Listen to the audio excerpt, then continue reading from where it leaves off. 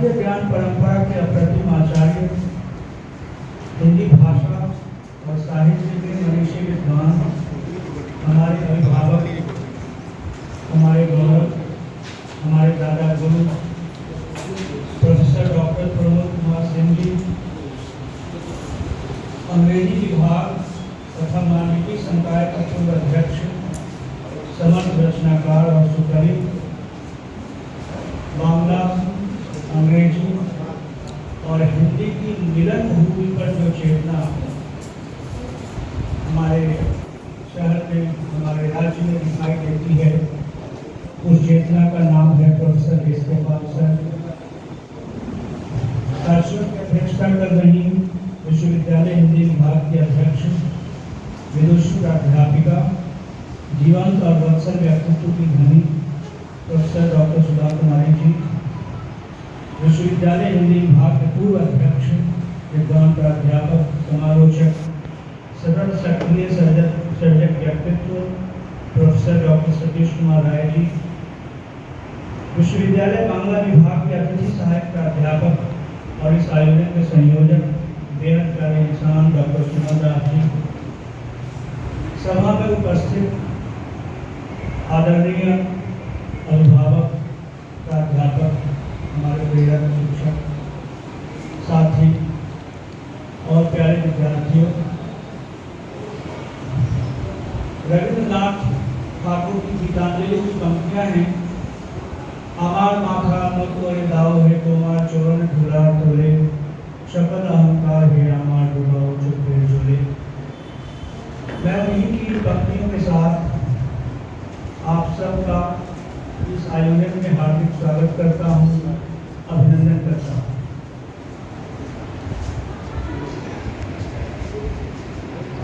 भारतीय साहित्य की शक्तिमत्ता और महत्ता से पूरे विश्व साहित्य को परिचित कराने वाले, भारतीय साहित्य की गरिमा को विश्व साहित्य के मंच पर अत्यंत ऊंचे धरातल पर प्रतिष्ठित करने वाले कवि गुरु, विश्व कवि, अद्भुत रचनाकार, कवि, कथाकार, उपन्यासकार, नाटककार रविन्द्रनाथ ठाकुर के जयंती पखवाड़े के उपलक्ष्य में आयोजित इस कार्यक्रम में विश्वविद्यालय बांग्ला विभाग और विश्वविद्यालय हिंदी विभाग की ओर से आपका स्वागत करते हुए हमें हर्ष हो रहा है, बहुत आनंदित हैं आपका।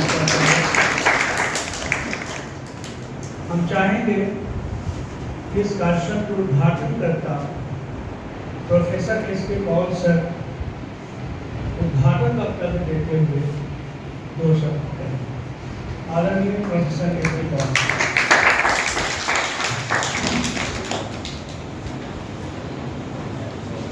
आज रविंद्र जयंती के इस पखवाड़े पर यहाँ आयोजित इस सभा में मैं आप सबका अभिनंदन करता हूँ।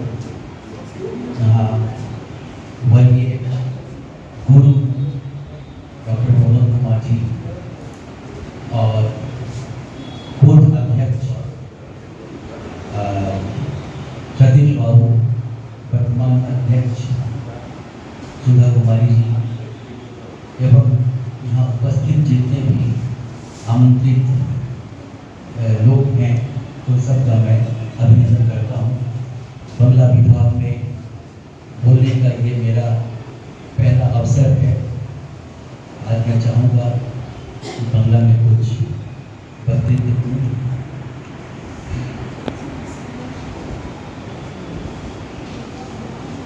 ये रविन्द्रनाथ ठाकुर पे है। रविन्द्रनाथ ठाकुर संगीत, शिल्प ও সাহিত্যের এক অনন্য সংগ্রহ ছিলেন। রবীন্দ্রনাথ আজও বেঁচে আছেন আমাদের মনে। ভারতীয় সাহিত্যে তিনি ছিলেন কবির কবি।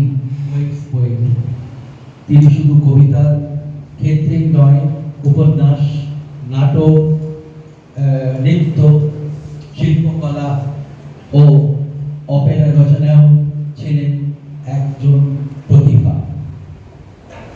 গানের কথা ও সুর সৃষ্টির শ্রেষ্ঠ উদাহরণ ছিলেন তিনি। তার গীতবিতান এবং গীতাঞ্জলি মানবতা, ভ্রাতৃত্ব, ধর্ম, রোম্যান্টিক আবেগ, বিচ্ছেদ এবং যন্ত্রণার সেরা মেজাজ এবং অনুভূতি ছিলেন তিনি। তার প্রকৃতি, তারুণ্য ও প্রেম এবং সর্বোপরি মানবিক অনুভূতির বর্ণনা তাকে সর্বজনীন করে তোলে। রবীন্দ্রনাথ ঠাকুর ভারতীয় জাতীয় সঙ্গীতের রচয়িতা এবং যিনি কবিতা, কথা সাহিত্য, সঙ্গীত, নাটক প্রবন্ধের মধ্যে সাহিত্যের ধারায় তার সেরা উপহার দিয়েছেন এবং চিত্রকলার ক্ষেত্রে শিল্পী হিসাবে নিজের পরিচয় প্রতিষ্ঠা করেছিলেন। নোবেল পুরস্কার বিজয়ী কবি রবীন্দ্রনাথ ঠাকুর, যিনি সাহিত্য, সঙ্গীত, শিল্প ও শিক্ষার মতো ক্ষেত্রে তার অনন্য প্রতিভা দিয়েছিলেন। তিনি ছিলেন একজন মানবতাবাদী চিন্তাবিদ, যিনি প্রকৃতির সঙ্গ ভালোবাসতেন। তিনি বিশ্বাস করতেন প্রকৃতির সান্নিধ্যে শিক্ষার্থীদের শিক্ষা লাভ করা উচিত। এই চিন্তা মাথায় রেখে তিনি প্রতিষ্ঠা করেন শান্তিনিকেতন। ঠাকুর সম্ভবত বিশ্বের একমাত্র কবি যার রচনা দুটি দেশ তাদের জাতীয় সঙ্গীত করেছে। শৈশব থেকেই রবীন্দ্রনাথ দেশ বিদেশের সাহিত্য, দর্শন, সংস্কৃতি ইত্যাদিতে নিজের মধ্যে শুয়ে নিয়েছিলেন এবং মানবতাকে তিনি বিশেষ গুরুত্ব দিয়েছিলেন। তার আভাস তার সৃষ্টিতেও স্পষ্টভাবে ফুটে উঠবে। তিনি সাহিত্যের ক্ষেত্রে অন্যান্য অবদান রেখেছিলেন এবং তার রচনা গীতাঞ্জলির জন্য সাহিত্য নোবেল পুরস্কার পান। সমালোচকদের মতে তার রচনা গোড়া নানা দিক থেকে একটি চমৎকার সৃষ্টি। এই উপন্যাসে ব্রিটিশ আমলের ভারতের কথা উল্লেখ আছে। জাতীয়তাবাদ ও মানবতা নিয়ে আলোচনার সাথে ঐতিহ্যবাহী হিন্দু সমাজ ও ব্রহ্ম সমাজ নিয়ে বিতর্কের মাধ্যমে বিভিন্ন বিরাজমান সমস্যা তুলে ধরা হয়েছে। বিখ্যাত লেখক মহিব সিংয়ের মতে গোরা হলো একটি মাস্টারপিস, যেখানে একজন ইংরেজ দম্পতির সন্তানরা হিন্দু পরিবারের বেড়ে ওঠে। তার কোনো বাবা মা নেই এবং সে জানে না যে সে একজন খ্রিস্টান। বাস্তবতা জানতে পেরে তিনি বিচলিত হলো এবং এর সাথে তার দৃষ্টিভঙ্গির ব্যাপক পরিবর্তন ঘটে। গুরুদেব সত্যি বিশ্বকবি হওয়ার যোগ্য। তার কবিতার মানবতাবাদ তাকে বিশ্বব্যাপী পরিচিতি এনে দেয়। ঠাকুরের রচনা বাংলা সাহিত্য এক নতুন বসন্ত এসেছিল। যিনি 1 ডজনের বেশি উপন্যাস লিখেছেন। এই রচনাগুলির মধ্যে রয়েছে চোখের বালি, ঘরে বাইরে, গোরা ইত্যাদি। মধ্যবিত্ত সমাজ তার উপন্যাসে বিশেষভাবে ফুটে উঠেছে। রবীন্দ্রনাথ ঠাকুরের কবিতায় তার সৃজনশীল প্রতিভা সামনে এসেছে। প্রকৃতি থেকে আধ্যাত্মবাদ পর্যন্ত বিভিন্ন বিষয়ে তার কবিতায় সুন্দরভাবে খোদাই করা হয়েছে। সাহিত্যের এমন কোন ধারা কমই আছে যেখানে তার সৃষ্টি নেই। কবিতা, গান, গল্প, উপন্যাস, নাটক ইত্যাদিতে তিনি তার শক্তিশালী লেখার পরিচয় দেন। তো এইভাবে আমি বিশেষ আর বলতে চাই না, কেন কি এখানে অনেক অনেক গণ্যমান্য ব্যক্তি যারা এসেছেন এই সভাতে তারা নিজের বক্তৃতা রাখবেন, সেই জন্য আমি এইটুকু বলি বিশ্রাম নিচ্ছি। ধন্যবাদ।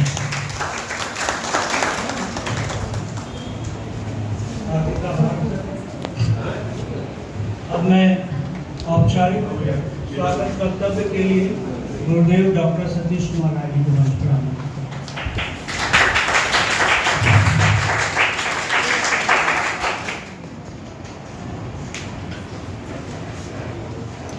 आज हम विश्व कवि रविंद्रनाथ ठाकुर की प्रासंगिकता पर विचार करने के लिए यहाँ उपस्थित हैं। रविंद्रनाथ ने भारतीय साहित्य और भारतीय संस्कृति को वैश्विक संदर्भ में एक तरह से प्रतिष्ठित किया। उनके भौतिक रूप से नहीं रहने के बावजूद उनका साहित्य हमारे लिए प्रासंगिक है। हमारे बीच एकल व्याख्यान के रूप में उपस्थित हैं हमारे आकाश वर्मा गुरु और हिंदी के सिद्ध आचार्य प्रोफेसर प्रमोद कुमार सिंह जी, जिन लोगों ने इन्हें सुना है वे यह महसूस करते हैं कि ज्ञान जब सिद्ध हो जाता है तो वह कितना संप्रेष्य होता है, कितना सहज होता है। मुझे याद है कि जब मैं इनका शोधार्थी था, एक समारोह में एड्स पर बोलने ही गए। धोती कुर्ता बंडी में थे और एड्स पर जब इन्होंने भाषण शुरू किया तो मेरे पास बैठे हुए चिकित्सक ने पूछा कि ये चिकित्सक है क्या? हमने कहा कि ये चिकित्सक बनाते विषय कोई भी हो उस पर पूरे अधिकार से बोलने की शक्ति इन्होंने अर्जित की। कहा गया है कि जिनके होठों के हंसी पांव में छाले होंगे अब ही लोग तेरे चांद वाले होंगे। मैं स्वयं को धन्य मानता हूं कि ऐसे आकाश धर्मा गुरु का शिष्य होने का गौरव मुझे प्राप्त है। अभी हाल में ये महात्मा गांधी केंद्रीय विश्वविद्यालय में गए, वहां भाषण किया और कई लोगों ने मुझसे फोन करके कहा कि अद्भुत, उनका तो उपयोग होते रहना चाहिए। कभी कहा था फिराक ने कि आने वाली जो नस्ल है वह उन पर गर्व करेगी जब उन्हें यह मालूम होगा कि तुमने फिराक नहीं खाई। जब ये कक्षा लेते थे तो 1:20 से 2:10 का समय इनके वर्ग का होता था, लेकिन अक्सर 4 बजे के बाद ही हम लोग कक्षा से मुक्त होते। लगता था कि खामोशी आईना बन जाती है, तेरी आवाज नजर आती है। मैं बंगला विभाग में अपने इस कालजयी गुरु का अभिनंदन करता हूं। ये किसी एक विषय के नहीं है, एक अनुशासन के नहीं है, इन्होंने बंगला में भी शोध कार्य कराया है, संस्कृत में भी, मैथिली में भी, दर्शन में भी। शोध का जो अनुशासन मैं सीख सका हूं मैंने इन्हीं से सीखा है। तो अपने ही घर में इस विश्वविद्यालय के आप कुलानुशासक भी रहे, दूरस्थ शिक्षा निदेशालय के आप निदेशक भी रहे, केंद्रीय पुस्तकालय के आप प्रभारी प्राध्यापक भी रहे, अनेक पदों पर काम करने के बावजूद इनका जो आचार्यत्व है वह बराबर संरक्षित और संवर्धित होता रहा। मुझसे एक व्यक्ति ने पूछा कि दिन भर तो वे घूमते, पान खाते हैं, चाय पीते हैं, फिर उन्होंने इतना ज्ञान अर्जित कैसे किया? हमने कहा कि इसके लिए तो आपको मेरे साथ कुछ समय देना होगा। 10 बजे के बाद, रात्रि 10 बजे के बाद इनका अध्ययन काल शुरू होता था और 3 बजे सुबह तक साहित्य ही नहीं, दर्शन भी, राजनीति भी, कला भी, संगीत भी, सब में ये बैठते थे। तो हमारा सौभाग्य है कि हम अपने इस गुरु को आज एकल व्याख्यान के लिए अपने बीच उपस्थित पा रहे हैं। इनका व्याख्यान टीप होगा और सोशल मीडिया के माध्यम से हम उन लोगों तक भी पहुंचाने की कोशिश करेंगे जो दूर होने के कारण आज की इस सभा में उपस्थित नहीं हो पाए हैं।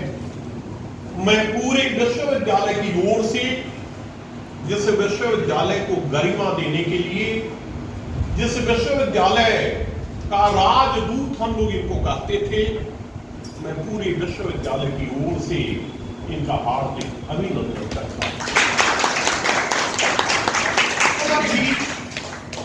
Professor SK. पॉल साहब, भूतपूर्व इनके साथ लगाया जाता है। मैं अपने आप को भूतपूर्व मानता हूं क्योंकि काका हाथ रसी मेरे साथ होते हैं कि भूतपूर्व का अर्थ है एक पुराना भूत। तो जो भी अध्यक्ष होंगे मैं भूत बन के उनको तबाह करता रहूंगा, लेकिन हमारे पॉल साहब अभूतपूर्व हैं। अंग्रेजी के जाने माने विद्वान हैं, हिंदी में लगातार लिखते रहे हैं। अभी बंगला में आपने इनका अभिभाषण सुना। ये हमारे बीच के हैं, हमारे घर के हैं। हम अपने ही घर में इनका भी अभिनंदन करते हैं। हमारे बीच यहां गृह विज्ञान की अध्यक्ष कुसुम जी उपस्थित हैं, मनोविज्ञान की अध्यक्ष और हमारे शिक्षक संघ की उपाध्यक्ष यहां उपस्थित हैं। यहां प्रोफेसर संगीता रानी जी जो गृह विज्ञान की पूर्व अध्यक्ष हैं और अभी जो महिला छात्रावास में वार्डन है, मैं उनका भी स्वागत करता हूं। मैं स्वागत करता हूं प्रोफेसर रेणु शुक्ला जी का। वे भी मेरी ही तरह भूतपूर्व है। स्वागत के क्रम में और जो नाम है पूनम शर्मा जी हैं और जो लोग भी हैं वे सब हमारे बीच हैं और उनकी उपस्थिति यह बता रही है कि कला, साहित्य और संस्कृति में रमने वाले लोग अभी भी हमारे बीच हैं। रविंद्रनाथ, जिनका कर्तृत्व अत्यंत व्यापक है, 16 वर्ष की अवस्था से छपना उन्होंने शुरू किया, भिखारनी कहानी। 17 वर्ष की अवस्था में कविता, फिर उसके बाद उपन्यास, नाटक, निबंध, अनेक विधाओं में लिखा। और कोई ऐसा क्षेत्र नहीं है, कोई ऐसी विधा नहीं है जिसका उन्होंने स्पर्श नहीं किया हो। रविंद्रनाथ इसलिए भी महत्वपूर्ण है कि हमारे जो जीवन मूल्य है, वे जीवन मूल्य उनके साहित्य में संरक्षित और संवर्धित होते रहे हैं। हमारे गुरु जब आप के बीच एकल व्याख्यान देंगे तो आप यह महसूस करेंगे कि रविंद्रनाथ को विश्व कवि क्यों कहा जाता है। 1910 में एक और जहां गीतांजलि का प्रकाशन हुआ, वहीं गोरा जैसा उपन्यास भी छपा। जब उन्हें नोबेल पुरस्कार मिला तो भारतीय शिक्षा प्रणाली के सार तत्व को लेकर उन्होंने विश्व भारती की स्थापना की। राष्ट्रवाद की बहुत सारी बातें आज हो रही हैं। राष्ट्रवाद को समझने के लिए, संगीत को समझने के लिए, भारतीय दर्शन को समझने के लिए रविंद्रनाथ का साहित्य हमें दृष्टि देता है। और उसी सृष्टि के विस्तार के लिए मैं पूरे सम्मान के साथ अपने गुरु प्रोफेसर प्रमोद कुमार सिंह जी को सादर आमंत्रित कर रहा हूं।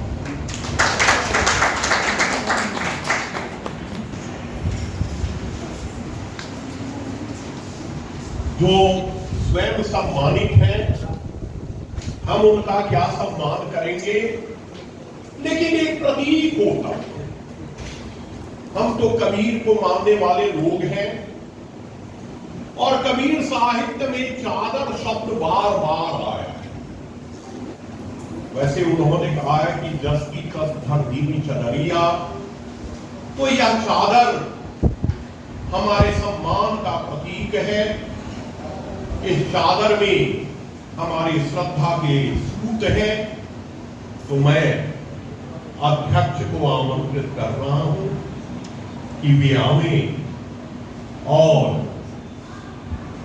आइए।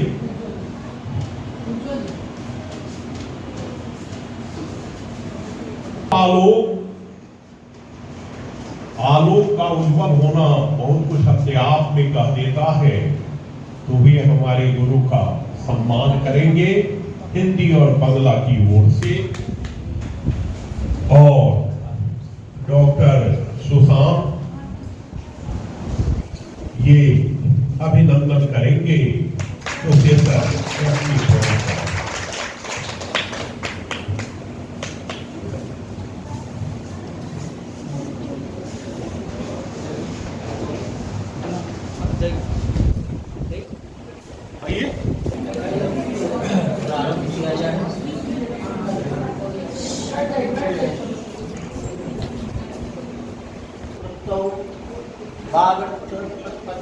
जगतः पितरो वन्दे पार्वती परमेश्वरौ।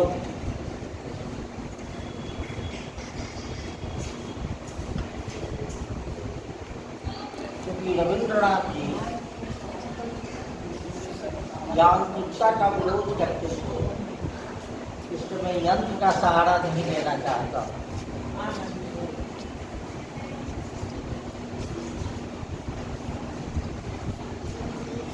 मेरे सामने एक बहुत बड़ा धर्म संकट है। मैं बांग्ला पढ़ तो लेता हूँ, समझ भी लेता हूँ, बोलने में अभिव्यक्ति की वो उन्मुक्तता मेरे पास नहीं। अनुवादों के माध्यम से और मूल रूप से भी मैंने रवि बाबू की रचनाओं का पारायण किया है। सबसे पहले मैं यह कहना चाहता हूँ कि बंगाल का बहुत पुराना संबंध बिहार से, विशेषतः मुजफ्फरपुर से रहा। यहाँ खुदीराम की बलिदान भूमि ही नहीं है,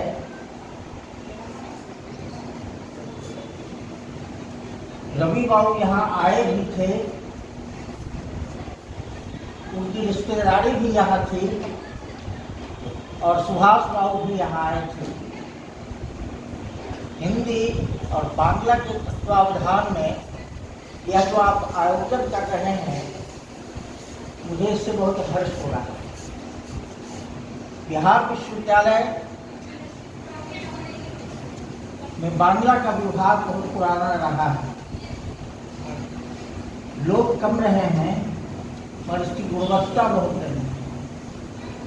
हिंदी की भी यहाँ परंपरा रही है और मेरे जैसे अल्पज्ञ व्यक्ति को आपने जो खड़ा कर दिया तो मुझे नालंदा विश्वविद्यालय का एक प्रकरण याद आता है, जब भूसुप्पा नाम के एक सिद्ध हो जो बोलता नहीं था, वहाँ के आचार्यों ने सोचा कि बहुत परिहास का विषय रहेगा, इसको अध्यक्ष बना के भाषण चढ़ाए। तो भूसुप्पा को बुलाया गया, भूसुप्पा आए और कुक्कुड़ीपा नाम के वहाँ प्रोफेसर थे नालंदा में, कुत्तों को पालते थे। उनकी सबसे बड़ी विशेषता यह थी कि उनके विरोध में जो रहते थे उनको वे कुत्तों से कटवा दिया गया। यानी विश्वविद्यालयों में गुंडागर्दी की बहुत पुरानी परंपरा रही। यहाँ दबंग अध्यापक ऐसे होते रहे हैं जो प्रतिपक्ष की आवाज को दबाते रहे। कुक्कुड़ीपा ने सोचा कि बड़ा मजाक का विषय रहेगा, इस भूसुक को कि वस्तुतः भूसकोर समझा जाता था, बेवकूफ माना जाता था, उसकी अध्यक्षता में एक सत्र प्रारंभ हो गया। मूर्ख को भी वह आसन मिल जाता है, मूर्ख नहीं बोलता है, आसन बोल रहे हैं। भूसुप्पा ने कहा कि आप जो जानते हैं मैं वह कहूँ या आप जो नहीं जानते हैं वह कहूँ, या जो आप जानते भी हैं और नहीं भी जानते हैं वह कहूँ। फिर उन्होंने कहा कि आप जो जानते हैं वह कहना व्यर्थ है। आप जानते हैं और आप विद्वान लोग बैठे हुए, मैं कैसे कहूँ कि आप नहीं जानते हैं। तो मैं उस धरातल पर चलूँगा जहाँ लोग जानते भी हैं नहीं भी जानते, यानी वो ट्वाइलाइट यानी गोधूली यानी संध्या की भाषा हो। तो मूर्ख भी जब बोलने लगता है कुछ पते की बात कह जाता है। अभी प्रासंगिकता शब्द हमारे सामने है। आज हम रविंद्रनाथ ठाकुर को क्यों पढ़े? वे अपने जीवन काल में भी विवादों के घेरे में थे और जब मैं यहाँ आ रहा था तो आपके बीच के प्राध्यापक ने मुझसे कहा कि भूमंडलीकरण और वैश्वीकरण के इस युग में टैगोर की क्या प्रासंगिकता होगी? क्या टैगोर इस आवारा पूंजी वाले वैश्वीकरण में खपते हैं? तो टैगोर के मानव धर्म को, उनकी विश्व दृष्टि को समझने की जरूरत है। प्रासंगिकता का अभिप्राय यह नहीं है। रवि बाबू ने अपने दीर्घकालीन साधना पथ पर चलते हुए कविताएं लिखी और जैसा कि अभी प्रोफेसर पाल साहब ने कहा कि उनकी रचना धर्मिता के बहुत सारे आयाम हैं। उपन्यास हैं, गल्प हैं, नाटक हैं, निबंध हैं, समालोचनाएं हैं और शिक्षा पर भी उन्होंने बहुत कुछ लिखा। और यहाँ फिलॉसफी के विद्वान बैठे हुए हैं। विजय बाबू ये जानते हैं कि ऑक्सफोर्ड में जब हेपबर्ट का अक्षरमाला दी थी टैगोर ने, तो वहाँ द रिलीजन ऑफ मैन पर उन्होंने विचार किया। रिलीजन ऑफ मैन एक दार्शनिक उपपत्ति है, एक दार्शनिक प्रमेय है जिस पर रविंद्रनाथ ठाकुर ने विचार किया। रवि बाबू पर अंग्रेजी में और बांग्ला में बहुत सारी किताबें, हिंदी में इलाचंद्र जोशी ने, हजारी प्रसाद द्विवेदी ने अच्छी पुस्तकें दी। परंतु 1941 में जब टैगोर का निधन हुआ उसके बाद से आज तक टैगोर की गुंदगी क्यों बज रही है, क्यों उनको हम पढ़ रहे हैं, क्यों पढ़ना चाहते हैं, इस विषय पर विचार होना चाहिए। प्रोफेसर पाल आंध्र साहित्य के विशिष्ट अध्येता हैं। इनके समक्ष बोलना कड़वता का सुचक्षु में मानूंगा, परंतु उपाय नहीं है। रवि बाबू को हम गीतकार मानते हैं, मुख्यतः उनको हम रोमांटिक कवि मानते हैं, मगर उन्होंने क्लासिक लिखा और क्लासिक के बारे में टी.एस. एलियट ने कहा, व्हाट इज क्लासिक? क्लासिक क्या होता है? या अपनी पूर्ववर्ती परंपराओं को आत्मसात करते हुए, अपनी जड़ों से जुड़ते हुए परंपरा का जो नवीकरण होता है क्लासिक में, वह प्रतिफलित होता है। तो रविंद्रनाथ का था, ऐसे उन्होंने यह भी कहा कि जिस भाषा में क्लासिक लिखा जाता है उस भाषा की शक्तिमत्ता बाँझ हो जाती है, उसके आगे उस शैली में कुछ नहीं लिखा जा सकता है, ध्वस्त कर जाती है भाषा की शक्ति, संप्रेषण की शक्ति समाप्त हो जाती है। एक शिखर पर पहुंच जाने के बाद, अभिव्यक्ति के एवरेस्ट पर चढ़ जाने के बाद उतार की स्थिति होती है। बांग्ला में बिहारी लाल चक्रवर्ती के पश्चात जो टैगोर के गुरु कादम्बरी देवी ने, जो उनकी भाभी थी, टैगोर की शिक्षा दीक्षा के लिए बिहारी लाल चक्रवर्ती को नियुक्त किया था।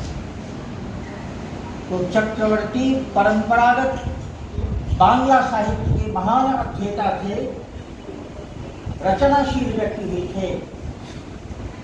और जब रवि बाबू ने लिखना शुरू किया तो उन्होंने जिस दृष्टिकोण से लिखा, उससे भाषा की दृष्टि से, साहित्य की दृष्टि से बांग्ला की तो समृद्धि हुई ही, संपूर्ण भारतीय साहित्य को एक नया जलवा दिखाई दिया। यह क्या था? ऐसा क्या था जिसने टैगोर को अभी भी जीवित रखा है? हम बांग्ला भाषा को छोटा महत्व देते रहे, प्रादेशिक भाषा उसको मानते रहे, परंतु आपको मैं बता दूं, हिंदी का पहला स्नातकोत्तर विभाग कलकत्ता विश्वविद्यालय में खुला था आशुतोष मुखर्जी के समय, और उसका पहला एमए नलिनी मोहन सान्याल था, बांग्ला भाषा। और कलकत्ता विश्वविद्यालय में हिंदी का पहला डिफिन, पहला रिसर्च की उपाधि पाने वाला व्यक्ति भी नलिनी मोहन सान्याल ही था। वह कलकत्ता ही था जहाँ हिंदी की पत्रकारिता का प्रारंभ हुआ था।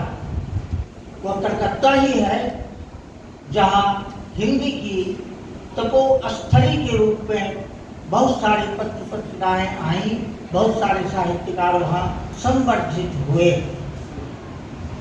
निराला की दीक्षा वही हुई, शिवपुरन सहाय की दीक्षा वही हुई, मतवाला जैसी पत्रिका उस कलकत्ते से ही निकली। और कलकत्ता ही नहीं, संपूर्ण बंगाल में जो नवजागरण आया, रिनासा, यह रिनासा संपूर्ण भारत में फैला। रविंद्रनाथ उसके एक बहुत बड़े ध्वजवाहक सिद्ध हुए थे। यह रिनासा था क्या? इस रिनासा के बारे में आप बहुत सारे विद्वानों ने बहुत कुछ पढ़ा होगा, परंतु उस नवजागरण की समझ के लिए मैं एक कथा आपके सामने रखता हूँ जो अक्सर विवेकानंद दोहराते थे। विवेकानंद एक किस्सा कहते थे कि शेर का एक बच्चा भेड़ों के झुंड में छूट गया, वह दहाड़ना भूल गया छलांग लगाना भूल गया, वह घास खाने लगा, झुककर पानी पीने लगा और भीत और संत्रस्त रहने लगा। एक बार शेरों का एक महाशेर बब्बर शेर आया और झुंड पर उसने आक्रमण किया। भेड़ भागी, शेर का वो बच्चा भी था। सामने नदी थी, नदी के जल में उस शेर ने अपना प्रतिबिंब देखा। एकाएक वह लौटा, उसको लगा कि जो खदेड़ने वाला पाद है, सिद्ध है, वो मेरी ही तरह का है। चेहरा मोहरा वैसा ही है, आकृति वही है, और एकाएक वह बिबियाना छोड़कर दहाड़ने लगा। पूरा का पूरा दिगंत प्रकंपित हो गया। यह आत्मज्ञान था, यह प्रतिविद्या थी, अपने को जानने की एक क्षमता का उसमें आविर्भाव हुआ। जब भारतवर्ष परतंत्रता के बंधनों में ग्रस्त था, एकाएक जब वह आत्मज्ञान से भूषित हुआ, तो देश की सभ्यता, संस्कृति, धर्म, दर्शन और इसकी तमाम चीजों से वह अवगत होने लगा। नवजागरण जो था वह परंपरा के स्तंभित जल में एक फेंका हुआ पत्थर था, जिससे तरंग उठी। रविंद्रनाथ उसी तरंग को हमारे सामने रखते हैं, यानी प्रतिभिज्ञा, आत्मज्ञान, स्वयं को समझने की शक्ति। अगर भारत को समझना है तो आपको क्या पढ़ना चाहिए, क्या जानना चाहिए? अब तो विश्वविद्यालयों में लुगदी साहित्य का भी अध्ययन हो रहा है, यानी जो लोकप्रिय साहित्य है उसको लुगदी साहित्य के रूप में आप पढ़ रहे हैं। जासूसी उपन्यास है, गुलशन नंदा के उपन्यास है, ऐसी चीजों को भी आप पढ़ना चाहते हो। तो रवि बाबू लोकप्रिय भी थे और परंपरा को आत्मसात करने वाले एक ऐसे मनीषी थे जिन्होंने भारतीय परंपराओं का नवीकरण किया था, रिन्यूअल। कैसे किया था? कहते हैं लोग कि वे अंतरराष्ट्रीयता के पोषक थे, राष्ट्रीयता से वे दूर थे, गांधी से उनका मतांतर था। ये तमाम चीजें रवि बाबू को समझने में बाधा उत्पन्न करती है। रवि बाबू एक साथ संस्कृत साहित्य, वैष्णव साहित्य, वैष्णव पदों को और बौद्ध साहित्य को आत्मसात करके साहित्य के क्षेत्र में आए थे। और यह जो त्रिवेणी थी, 8 महाकाव्यों की, रामायण की, महाभारत की, उपनिषदों की, साथ भानु सिंह ठाकुरे पदावली में जिस तरह से ब्रजबुलि के साहित्य को उन्होंने आत्मसात किया था, जिस तरह से उन्होंने संत साहित्य की प्रेरणा से बहुत कुछ लिखा, चित्तमोहन सेन जैसे व्यक्ति को शांति निकेतन में प्रतिष्ठित करके उन्होंने संत साहित्य का उद्धार किया था, और हजारी प्रसाद द्विवेदी जैसे व्यक्ति को संत साहित्य की वो मोड़ा था। कबीर के अध्ययन की शुरुआत हुई थी, कबीर के पदों को भी उन्होंने संकलित किया था। हिंदी में मिश्र बंधुओं ने जब हिंदी नवरत्न लिखा तो उसमें पहले कबीर नहीं थे। ये टैगोर थे जिनकी वजह से हिंदी नवरत्न में कबीर शामिल हुए।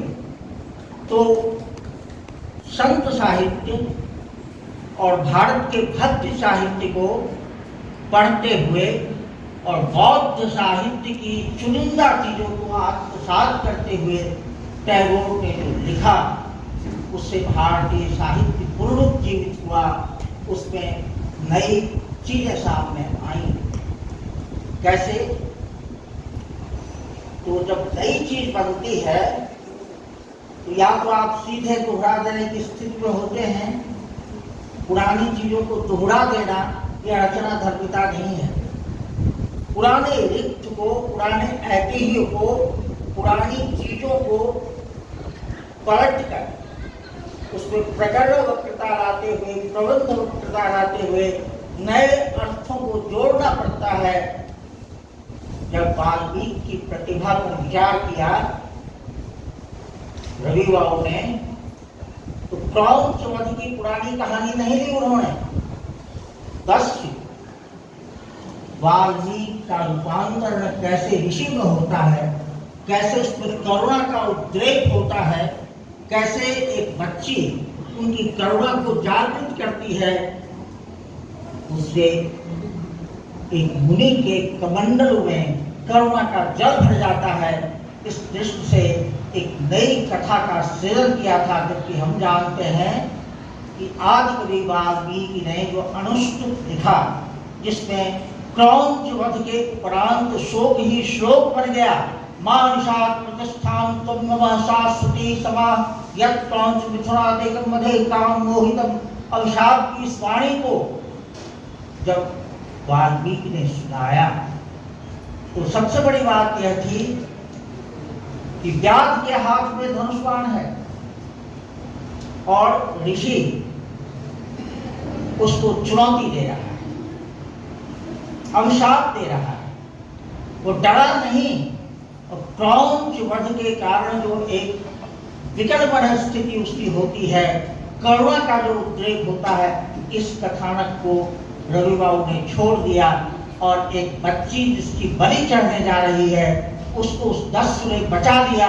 और करुणा का यह जो प्रारंभ हो गया, उससे वाल्मीकि की प्रतिभा का एक नया आयाम सामने आया।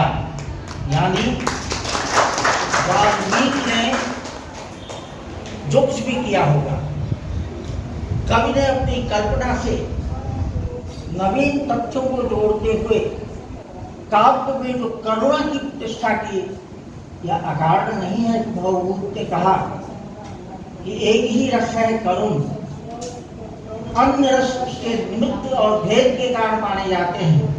तो यह जो आया सामने करुणा का तत्व, यह करुणा का तत्व बौद्ध साहित्य में भी है, यह महाभारत में भी है, रामायण में भी है, और यह उपनिषदों के साहित्य में भी मिलता है।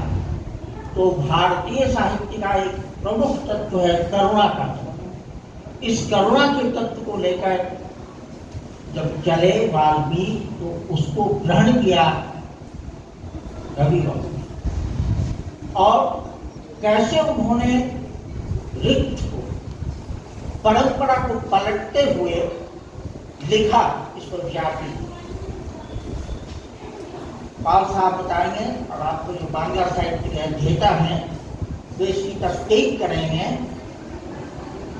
चित्रांगदा पर आधारित एक नाटक लिखा था रविन्द्रनाथ। वह चित्रांगदा मणिपुर के राजा की बेटी थी। अर्जुन से उसका विवाह हुआ था, उससे बद्धवाहन नामक एक बालक पैदा हुआ था, जो राजसूय के घोड़े को भी पकड़ लेता था। यानी युधिष्ठिर के राजसूय का जो घोड़ा चला, उसको बद्धवाहन ने पकड़ लिया। यह कथा महाभारत में है। महाभारत के आदि पर्व में केवल इतना उल्लेख है कि जब तीर्थ यात्रा के क्रम में, घूमने के क्रम में अर्जुन मणिपुर पहुंचे, तो उन्होंने वहां की राजकुमारी चित्रांगदा से विवाह किया। केवल इतना उल्लेख आता है महाभारत में, मगर टैगोर केवल इतिवृत्त को दोहरा देना भर नहीं जानते थे। उन्होंने कहा, लिखा कि एक लड़की है जो शिकारी के वेश में, पुरुषोचित गुणों से संपन्न है। वह बाण चलाती है, अराकर्षक है, उसमें पुरुषत्व के गुण हैं। और सामने उसके मार्ग में जब अर्जुन आता है तो वह बाण चलाती है। अर्जुन जब उठकर खड़ा होता है तो पहली बार चित्रांगदा को महसूस होता है वह नारी। उस दीप्त पुरुष को देखने के पश्चात लगता है उसको कि यह नारी है, मैं नारी हूं और यह पुरुष है। इस बोध के उपरांत वह अर्जुन को आकृष्ट करना चाहती है। अर्जुन भागता है कि नहीं, मैं तो ब्रह्मचारी हूं, मैं तो अभी धर्म की यात्रा में निकला हुआ हूं। तो मदन की अभ्यर्थना करती है चित्रांगदा के लिए एक दिन के लिए बेहद खूबसूरत बना दो। देवताओं की राय होती है कि एक दिन नहीं, एक वर्ष के लिए इसको परम सुंदरी युवती में परिणत कर दिया है। और उस सुंदरी के अवतरण के पश्चात दिख जाता है अर्जुन और वह चित्रांगदा के साथ विलास में प्रवृत्त हो जाता है। परंतु एक समय आता है कि अर्जुन कूदता है। उस सुंदरता के उपभोग के उपरांत वह कूदता है और उसकी तह में जो दूसरी नारी छिपी हुई है उसकी पहचान करना चाहता है। उर्वशी के दिखने के क्रम में दिनकर ने भी कहा कि स्त्री के भीतर एक और स्त्री होती है, एक जो दिखाई पड़ती है और एक जो आत्मिक तौर पर स्त्री के गुणों से विभूषित होती है। तो फिर असली स्त्री की खोज में जब लिप्त होता है अर्जुन, तब अपने धनुष को तोड़ देती है, अपनी पूरी की पूरी पुरुषोचित भंगिमा को छोड़ देती है और चित्रांगदा उस अर्जुन नाम के व्यक्ति की संगिनी हो जाती है। यानी सुंदरता से नहीं, उसके शील गुणों से प्रभावित होकर अर्जुन उसके प्रति उन्मुख होता है। यह जो एक कथानक का वितन्वन है, कहानी जो गढ़ी गई है, वो महाभारत से अलग है। महाभारत के आदि पर्व में जो कहानी आती है, टैगोर की चित्रांगदा में उसका अतिक्रमण है। टैगोर सीमाओं को नहीं मानते, शास्त्र की सीमा भी नहीं मानते थे, साहित्य की सीमा भी नहीं मानते थे। और जब मैं शांत निकेतन गया था तो मैंने देखा था कि वहाँ चहार दीवारी नहीं है, अब वहाँ चहार दीवारी भी बन गई। टैगोर के उस शिक्षण संस्थान को घेरेबंदी में डाल दिया गया है। नहीं तो पहले आदिवासी लोग भी आते जाते थे। और आज की स्थिति यह है कि अमर्त्य सेन जो क्षितिमोहन सेन के परिवार से जुड़े हैं, उनके नाती हैं, उनको शांति निकेतन के अधिकारी निकाल देना चाहते हैं, क्योंकि उस जमीन पर शांति निकेतन का, विश्व भारती का कब्जा होना चाहिए। यह वहाँ की दृष्टि। तो टैगोर ने कभी भी सीमाएं नहीं मानी, सीमाओं के बाहर जाकर के उन्होंने सोचा। और हम इस रूप में जब देखते हैं तो लोग कहते हैं कि टैगोर राष्ट्रवादी थे, गांधी के विचारों से वे सहमत नहीं थे। 1905 में लॉर्ड कर्जन ने बंग भंग किया था, बंगाल को बांटा था, पूर्वी बंगाल और पश्चिमी बंगाल में।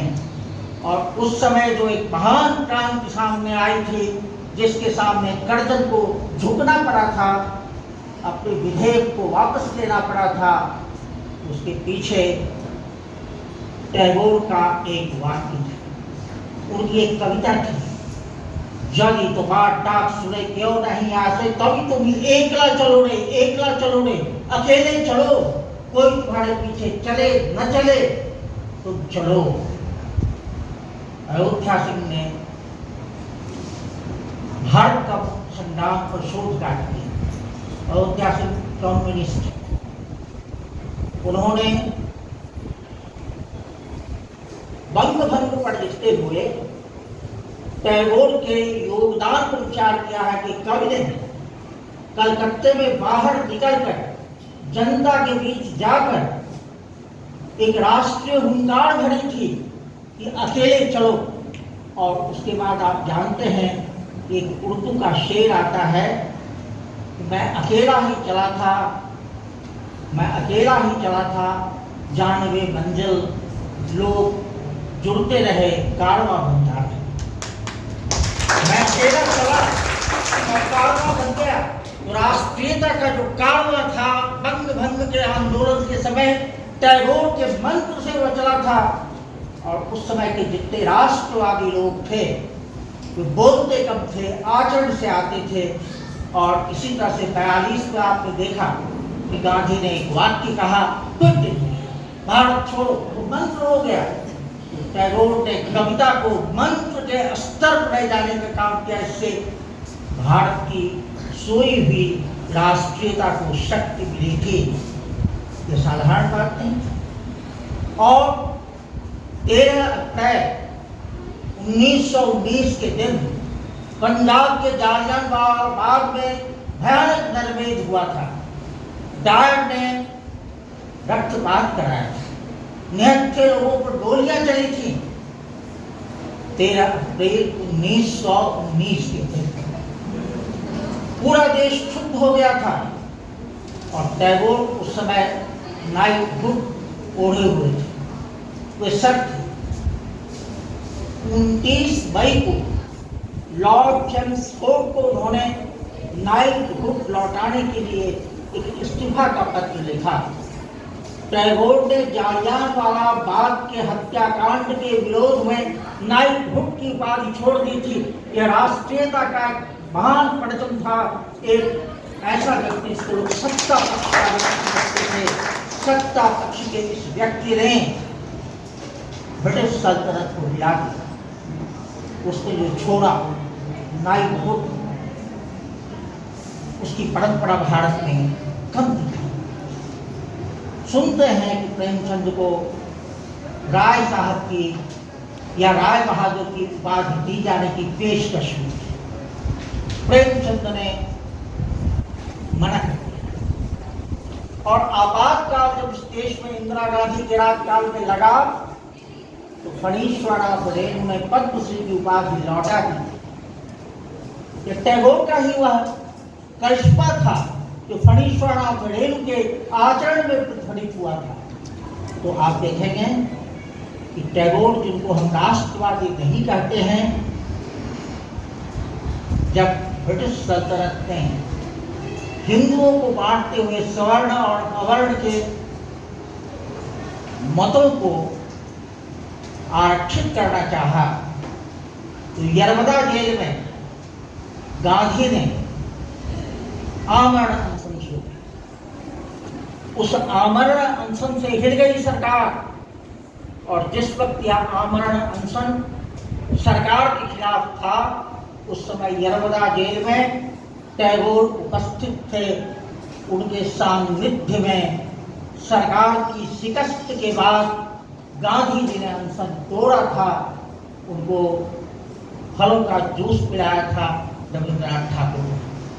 तो ऐसा व्यक्ति जिसने समय समय पर राष्ट्रीयता के पक्ष में काम किया, वह अंतर्राष्ट्रीय था, वह मानव धर्म का प्रतिपादक था। उसने जब कहा था अपने व्याख्यान में मनुष्य के धर्म के बारे में, तो उनके सामने महाभारत था। नहीं मानुषात् श्रेष्ठ धर्म भी किंचित, मनुष्य से श्रेष्ठ कुछ नहीं होता है।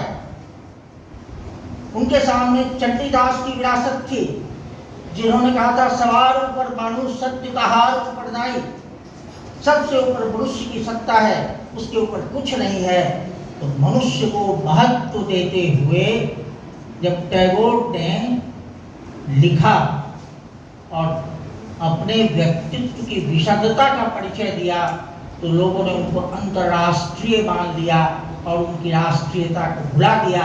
आज हम जब एक विखंडित भारत में जी रहे हैं, तरह तरह के मत मतांतरों के बीच दलों की दलबंदियों के बीच, हम व्यक्ति के विघटन के बीच जब जी रहे हैं, तो हमारे सामने टैगोर का वह मंत्र आता है कि सारे मनुष्य एक हैं, सारी जातियां एक हैं, सारे वर्ण एक हैं। तो इस तरह से अभी प्रोफेसर पाल ने जिस गोरा उपन्यास की चर्चा की, उस गोरा उपन्यास को अगर आप पढ़ेंगे तो देखेंगे कि अपने समय के कितने गतिशील या डायनामिक व्यक्ति थे टैगोर। एक बच्चा है, 1857 की क्रांति में माँ बाप से बिछुड़ जाता है, एक ब्राह्मण स्त्री उसको अपने घर ले जाती है, उसका पालन पोषण होता है ब्राह्मणों के धर्म के अनुकूल, वह कट्टर हिंदूवादी हो जाता है और उसके सारे आचरण पवित्रतावादी होते हैं, प्यूरिटन। वह अंग्रेज का बच्चा है, वह नहीं जानता। और जब यह भेद खुलता है कि उसका रक्त विदेशी है, तो एकाएक यह जो चरम परिणति आती है, क्लाइमेक्स आता है, तो एकाएक वह हिंदू और ईसाई से पलट कर शुद्ध मनुष्य हो जाता है, गोरा शुद्ध मनुष्य हो जाता है। तो शुद्ध मनुष्य की जो खोज है गोरा उपन्यास में, वह आज भी प्रासंगिकता की ओर इंगित करता है। इस खोज के माध्यम से हम कह सकते हैं कि टैगोर ने जातिवाद से जर्जर और तरह तरह के विभेदों से आक्रांत इस देश के सामने एक दृष्टांत रखा था। और यह एक महत्वपूर्ण बात है, उनकी प्रासंगिकता को समझने के लिए। और एक चीज और बता दूं, टैगोर मिथक कैसे बदल देते थे, कैसे उसको युगानुरूप और शाश्वत रूप दे देते थे। ऋग्वेद के दशम मंडल में सूक्त संख्या 95 में उर्वशी का आख्यान। उर्वशी का प्रेमी है पुरूरवा। उर्वशी उसको छोड़कर चली जाती है। उसमें एक पंक्ति आती है, उर्वशी बोलती है, पुरूरवः पुनस्तम परे दुरापनावास्ति। पुरूरवा लौट जाओ, मैं वायु की तरह दुष्प्राप्य हूं। और तब वह उर्वशी यह भी कहती है कि स्त्रियों का हृदय भेड़िए का हृदय होता है। यह आज भी एक ऑब्जेक्शन स्त्री विमर्श के इस युग में उर्वशी की ऋग्वेद वाली यह उक्ति आज भी विवादास्पद कही जाएगी। स्वयं उर्वशी कहती है कि स्त्री का हृदय भेड़िए की तरफ होता है, वो पुरुष को खा जाती है। और सतपथ ब्राह्मण में आख्यान आता है कि उर्वशी कुछ अनुबंधों के तहत पुरूरवा का वर्णन करती है। वो कहती है मैं केवल घी खाऊं। वह कहती है कि मेरे मेमने की रक्षा करो और कभी भी मेरे सामने नग्न मत होना। इन 3 अनुबंधों की, 3 शर्तों की परिधि में पुरूरवा और उसका प्रणय संपन्न होता है। गंधर्वों को रास नहीं आता है। गंधर्व मेघों में मेमने की आवाज समो देते हैं। एकाएक उर्वशी चिमुकती है और कहती है कैसा यह नालायक पुरुष है, मेरे मेमने की रक्षा नहीं कर सका, मेरे वृष की रक्षा नहीं कर सका, यह कैसा विक्रम है। एकाएक खड़ा होता है सेज पर वह पुरूरवा और गंधर्व बिजली छिटका देते हैं। बिजली की रोशनी में पुरूरवा नग्न दिखाई पड़ता है और उर्वशी तिरोहित हो जाती है, लापता हो जाती है। इस वैदिक आख्यान को अपने ढंग से पल्लवित किया विक्रमोर्वशीयम में कालिदास ने। और कालिदास ने उसी नाटक में एक शब्द दिया है प्रयोग विज्ञानम, प्रयोग का विज्ञान। उन्होंने उर्वशी की कथा को पलटते हुए नए ढंग से इस आख्यान का वितंडन किया है, इसको व्यापकता दी है। तो एक जो परंपरागत उर्वशी का आख्यान था, वैदिक आख्यान, रवि बाबू से अवगत थे।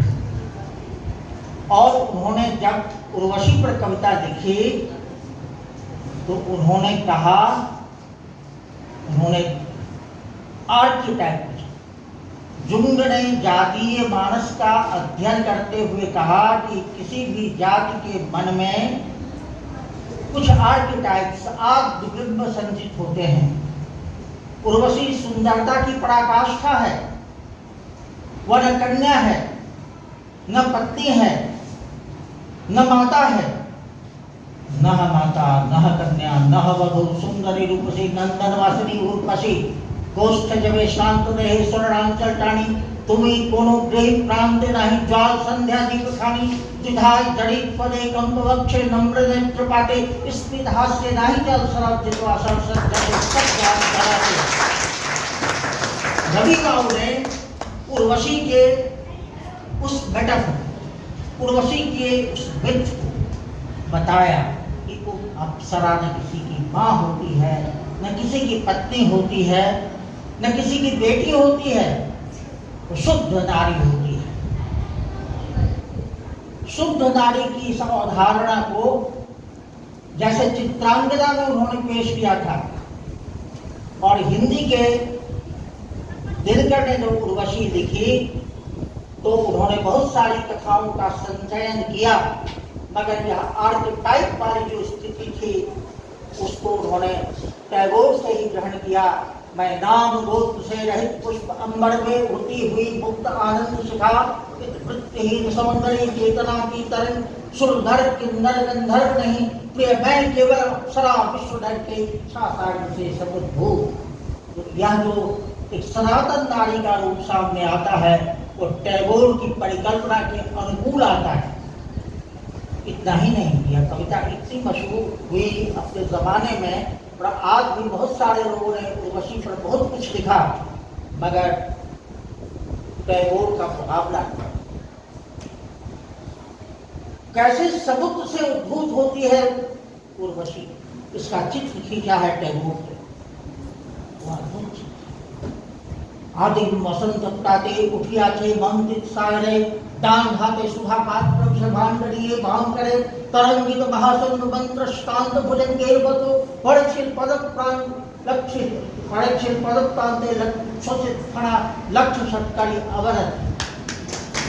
यानी समुद्र के रक्त के रूप में जो पहली बार आती है सामने उर्वशी, जिसको बिहारी ने कहा तू सबके उड़ में बसी हुई है, उर्वशी की सुंदरता को जो एक मानदंड माना जाता है आर्किटाइप की दृष्टि से, तो आप देखेंगे हम अगर कहते हैं कि फला भीम, भीम का अर्थ क्या होता है? महाभारत का भीम नहीं, कोई कद्दावर व्यक्ति जो खूब खाता है, खूब बलिष्ठ है। जब हम कहते हैं हरक्यूलिस तो उसका अर्थ होता है जवामर्द, ग्राफ के पुस्तक में जवामर्द व्यक्ति को हरक्यूलिस कहते हैं।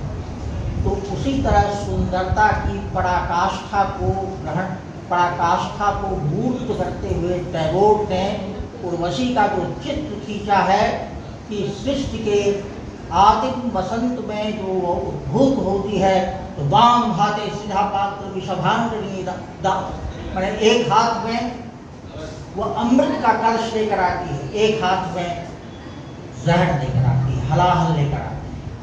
यानी उर्वशी की सुंदरता में अमृत भी है और हलाहल भी। हिंदी के लोग एक जमाने में टैगोर से बहुत प्रभावित हुआ करते थे। पंत जी ने पल्लव में एक कविता लिखी थी परिवर्तन, निराशा की कविता है। परिवर्तन ही ऐसा तत्व है जिसको परिवर्तन नहीं होता, और मरण का प्रतीक। तो एक पूरा का पूरा पद लिखा उन्होंने, अहे वासुकी सहस्रफन लक्ष्य अलक्षित चरण तुम्हारे चिन्ह निरंतर छोड़ रहे हैं जग के विक्षत वक्ष स्थल पर शत शत फेनो शोषित स्त्री फूटकार भयंकर हुआ रहे हैं हाहाकार जगती का अकबर। यह जो अनुभव ध्वनि नृत्य चित्र है, सांप की फुफकार का वर्णन है, हिंदी वालों को इतना ही लगा कि टैगोर से ले लिया। पंत जी ने उर्वशी में सांपों की जो फुफकार है उसका एक ध्वनि चित्र लिया, मगर टैगोर क्या कहना चाहते हैं उसकी मूलभूत संवेदना को उन्होंने ग्रहण नहीं किया। उर्वशी की सुंदरता को देखकर समुद्र की लहरें भी मूर्छित मंद की तरह पछाड़ खाने लगती हैं। वे लहरें सांपों की तरह मूर्छित होकर सिर झुकने लगती हैं। सौंदर्य के समक्ष विश्व समाप्त हो जाता है। जहाँ सौंदर्य आता है वहाँ विश्व नहीं रहता। ये बहुत बड़ी बात है। तो पंत जी ने इसको नहीं कहा, उन्होंने सीधे ध्वनिगत चित्र ले लिया और वो तो कोरिया ले लिया। परंतु जो कविता जीवन की जय की कविता है, अमृत की ओर ले जाने वाली कविता है, सौंदर्य के भीतर जो अमृत का तत्व है उसको भूल कर उन्होंने मरण का उत्सव बनाया। मगर टैगोर उस समय भी प्रासंगिक ही थे कि पंत जैसे व्यक्ति ने उनकी पदावली को ग्रहण किया, उनके शब्दों को ग्रहण किया।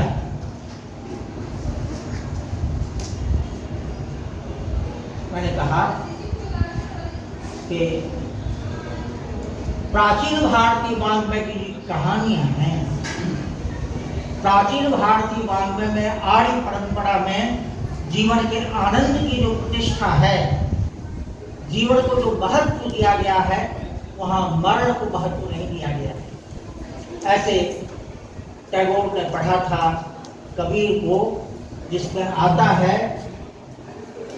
रहना नहीं देश बिराना, यह संसार कागज की पुड़िया भूत पड़े भूल जाना है। वहाँ विरक्ति की बात आती है। यानी भारतीय परंपरा में जो श्रवण संस्कृति है उसमें विरक्ति का भाव मुख्य है। टैगोर ने इस विरक्ति के भाव को अनुरक्त में परिणत कर दिया है। यह जीवन से जुड़े हुए कवि का अपना दृष्टिकोण है। আমি मरते जाए ना ये सुंदर, मैं सुंदर संसार में मरना नहीं चाहता।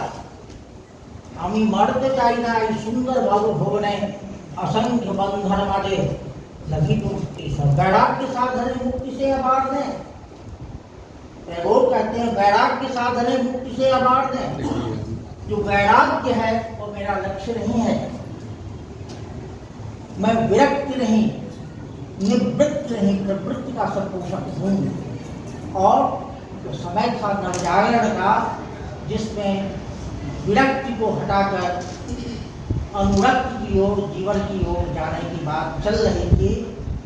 और थोड़ा आगे जाकर इसी का प्रतिफलन होता है गीता रहस्यमय तिलक के द्वारा, जो कर्मयोग शास्त्र के द्वारा जीवन के प्रति उत्साह से जुड़ते हैं।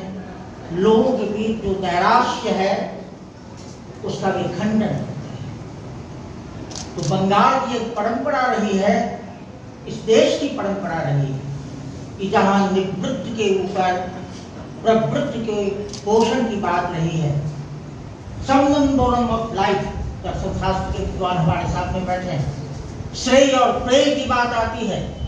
नचिकेता की कहानी हमारे सामने है। यम ने नचिकेता को कहा कि अग्नि विद्या मत लो, ऐश्वर्य ले लो, स्त्री ले लो, कंचन ले लो, संसार की तमाम संप्रदाय ले लो, मैं अग्नि विद्या नहीं लो। कहता है नचिकेता मुझे तो अग्नि विद्या ही चाहिए, मृत्यु का रहस्य चाहिए। और वह यम पर विजयी। भारतीय मिथक में सावित्री का उपाख्यान आता है। महर्षि अरविंद ने इसको तो महाकाव्य ही लिखा। सावित्री ने यम के पंजे से सत्यवान की जीवन रक्षा की, यानी मृत्यु का निषेध करते हुए जीवन को लौटाने की बात आती है। तो यह भारतवर्ष की स्थिति यह है कि विशुद्धता नहीं है, रोना नहीं है, कल्पना नहीं है, हमें प्रवृत्ति की दिशा में बढ़ना है। और यह समय की भी पुकार थी, इसलिए कि प्रवृत्ति का अर्थ था कर्म से संन्यास ले लेना, कर्मठता को छोड़ देना। एक आजादी की लड़ाई के लिए भी प्रयत्नशील था, वहाँ निवृत्ति से काम नहीं चलने वाला था, वहाँ प्रवृत्ति ही मुख्य होती थी। इसलिए टैगोर ने अगर प्रवृत्ति की बात कही कि वैराग्य साधने मुक्ति से अमान है, वैराग्य के साधन से मैं मुक्ति की तलाश नहीं करता, असंख्य बंधन में मुक्ति, असंख्य बंधनों के बीच में मुक्ति के आस्वाद को ग्रहण करूंगा। अभी मरते चाहे नहीं सुंदर, मैं सुंदर से मरना नहीं चाहता। जिस टैगोर की दाढ़ी को देखकर, जिनके ऋषिकल्प स्वरूप को देखकर आपको लगता होगा ये विरक्ति का आख्यान देने वाले उपदेशक हैं, ऐसा उनमें नहीं है। जब कभी भी मैं देखता हूँ कि टैगोर की गीतांजलि की बात आती है तो लोग अक्सर कहते हैं कि गीतांजलि रहस्यवादी रचना, आत्मा और परमात्मा की वहाँ चर्चा की गई है, वहाँ एक रहस्य का आवरण है। मगर उसी पुस्तक की एक कविता है भारत तीर्थ, जिस कविता ने नेहरू जी को डिस्कवरी ऑफ इंडिया लिखने के लिए प्रेरित किया। इसी कविता ने दिनकर को संस्कृति का 4 अध्याय लिखने के लिए प्रेरित किया है। समस्त भारत की भौगोलिक नहीं सांस्कृतिक एकता का गुंधुनाद है, संघनाद है उस कविता में। हे मोर चित्ता पुण्य तीर्थे जागरे धीरे, ऐ भारते महामानवे सागर तीरे, के नहीं जाने का आह्वाने कत मानुषे धारा, दुर्बार स्रोते एरो कथाते समुद्र हारा हरोहारा, हेथाय आर्य हेथा अनार्य हेथाय द्राविडी, सब हुम दल बगल पठान सब एक के होरोली। यानी भारत की समग्रता की चिंता वहाँ है, जातियों का, वर्णों का, वर्गों का वहाँ उल्लेख रहे। जिस तरह से बंगाल की खाड़ी में तमाम नदियाँ विसर्जित होती हैं, वैसे ही भारत के जनसमाज में विविध जातियाँ विसर्जित हो जाती हैं। समुद्र के तट पर का यह कवि भारत की एकता की अभ्यर्थना करता है और कहता है कि यह भारत महामानव समुद्र का एक तीर्थ है। तीर्थ वहाँ होते हैं जहाँ अनेक धाराएं आकर के मिलती हैं। तो हे मोर चित्ता पुण्य तीर्थे जागरे धीरे, एक भारतीय महामानव सागर तीर्थ। रंग धारावाही जयगान गाही उन्माद कलरवे, बहुत सारी सेनाएं आई विजय का गीत गाती हुई और रंगधारा बहाती हुई और उन्माद से भरे हुए शोर को सामने रखती हुई ऐसी जातियां आई। परंतु उनके बीच भारत की जो एक समन्वित संस्कृति है, भारत की एकता का जो एक स्वरूप है, उसकी उद्भावना गीतांजलि में होती है। जिस गीतांजलि को हम समझते हैं वह रहस्यवाद का आख्यान है। आत्मा और परमात्मा का जहाँ विवश है, वहाँ हम राष्ट्रीयता का के मूलभूत तत्व की पहचान कर सकते हैं। रवि बाबू की तो पंक्ति आपके सामने मैं रखना चाहूंगा। आंधार मुख ठाकिरे स्वामी तुम्हार मुख चिरवर। लोग इसकी आध्यात्मिक व्याख्या करते हैं। क्या आध्यात्मिक व्याख्या करते हैं कि ईश्वर का चेहरा अंधकार के घूंघट से ढका हुआ है, तब भी आत्मा उसको पहचानना है। मैं इसकी व्याख्या यूं करता हूं, जो सत्य है, आवरण से ढका हुआ सत्य है, उसका उन्मीलन करना अभीष्ट है कवि को, जो चाहता है कि मैं पहचानूं, जानूं, समझूं और रविंद्रनाथ ठाकुर को लोग कहते हैं कि वे महाकवि थे। खुद कवि ने कहा अभी नावी वो महाकाव्य। मैंने महाकाव्य लिखा, सजाया था, रेशम से ढका, सरस्वती के चरणों में रखा। सरस्वती ने अपने नूपुरों से सिंचित चरणों के आघात से मेरी उस थाली को उलट दिया। मेरा वो महाकाव्य यानी उनका व्यक्तित्व महाकाव्यात्मक है। अनेक दिशाओं में वे गए। अगर महाकाव्य माने तो उन्होंने महाकाव्य लिखा शांति निकेतन। शांति निकेतन जहाँ मनुष्यता का एक बहुत बड़ा आधार है, और शांति निकेतन का अर्थ आप समझते होंगे कि कला साधना की वो जगह नहीं, ठीक उसके पास में श्री निकेतन। टैगोर ने श्री निकेतन के माध्यम से कुटीर उद्योग, कृषि कार्य को महत्व दिया। यानी वे कला की साधना, साहित्य की साधना के साथ साथ खेती किसानी को भी महत्व देते थे। तो यह जो समग्रता का बोध है, समझने की दृष्टि से हमको अगर रवि बाबू को समझना है, हम टुकड़ों में नहीं समझ सकते हैं। हमारा प्रत्यक्षीकरण खंड खंड में नहीं होगा।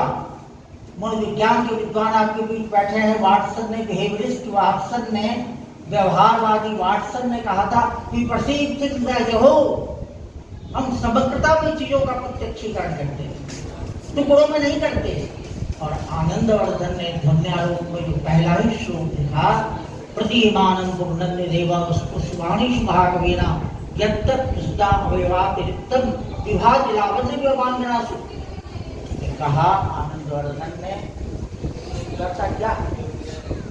किसी अंगना या स्त्री का सौंदर्य क्या है? नाक में है, कान में है, कपोल में है, विभिन्न अंग प्रत्यंगों में है, या समग्रता में है? उसी तरह से कविता भी समग्रता की अपेक्षा करती है।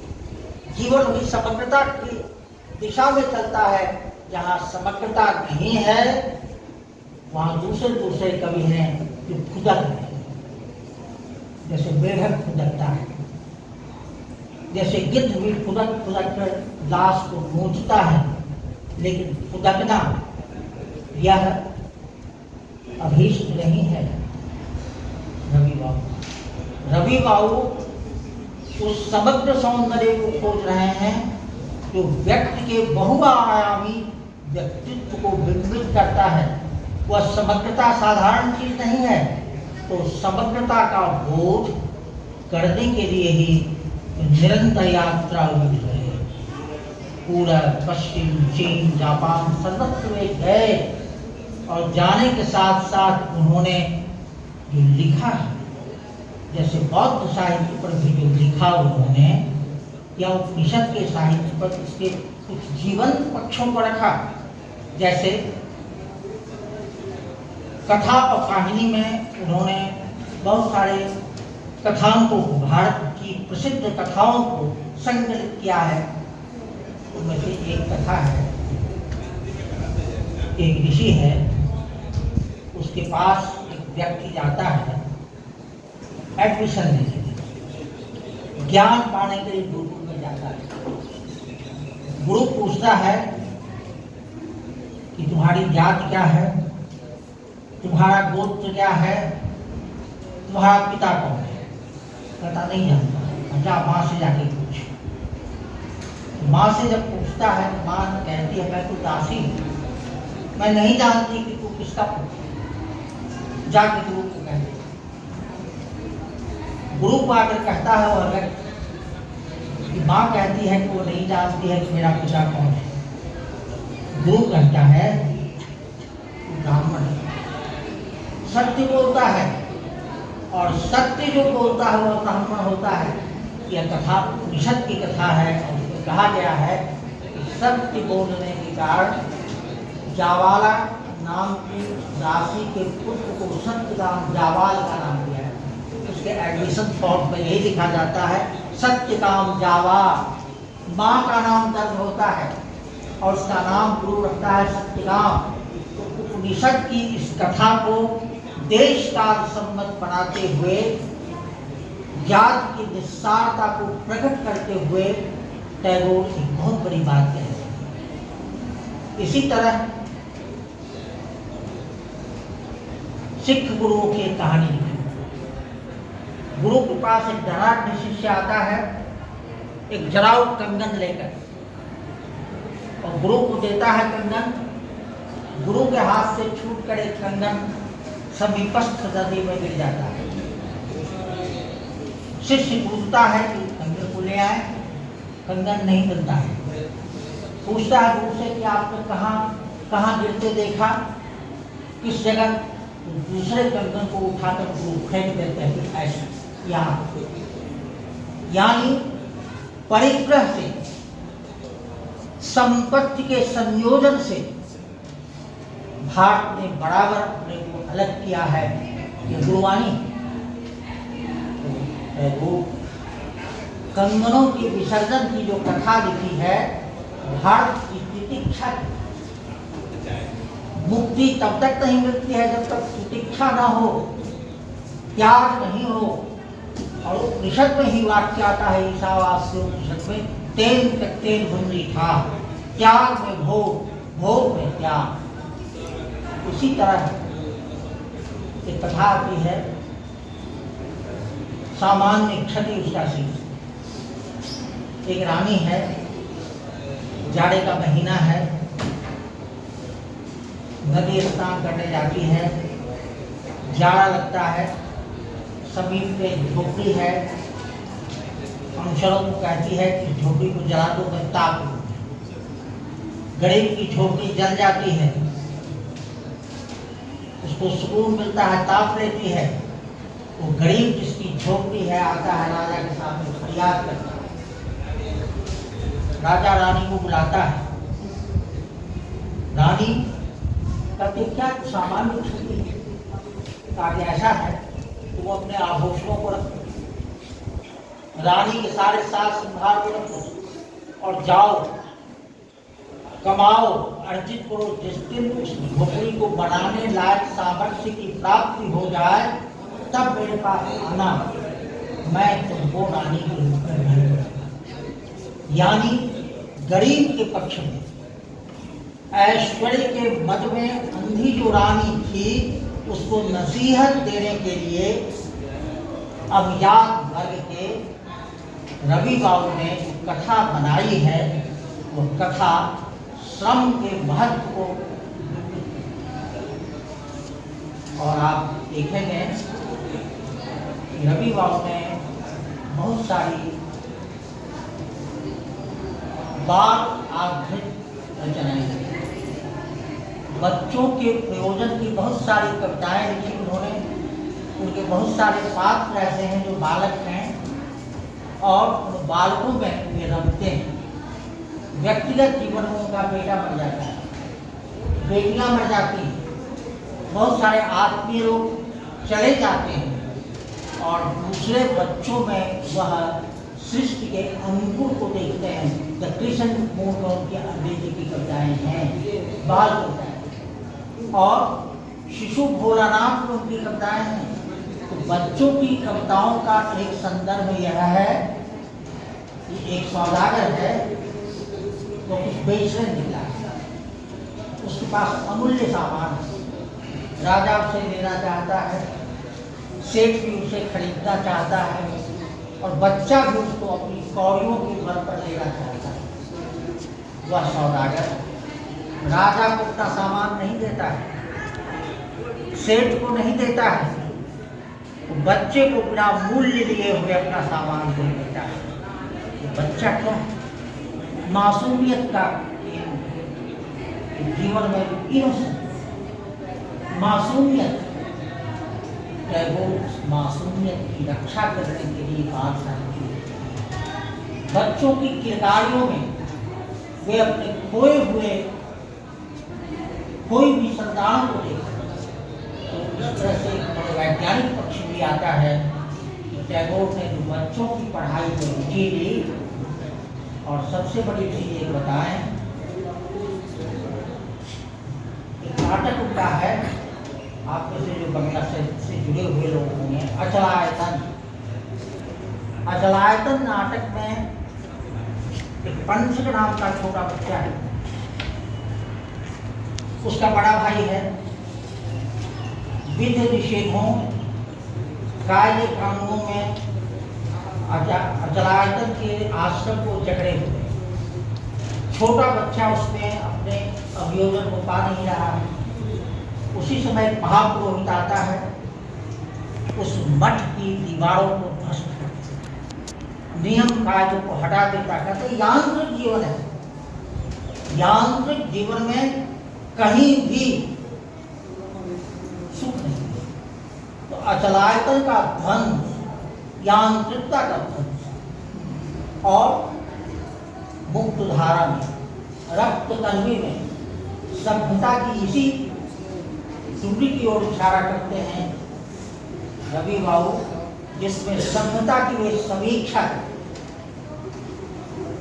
सभ्यता की समीक्षा इस रूप में जो करते हैं, जिसको गांधी ने हिंदू स्वराज्य में कहा था शैतानी सभ्यता।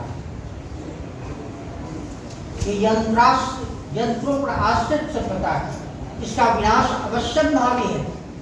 तो रक्त गर्मी में दलितों का नेतृत्व करते हुए रवि बाबू एक ऐसा जीवन दर्शन देते हैं जो गांधी के करीब है, यंत्रों के खिलाफ है, कृत्रिमता के विरुद्ध है।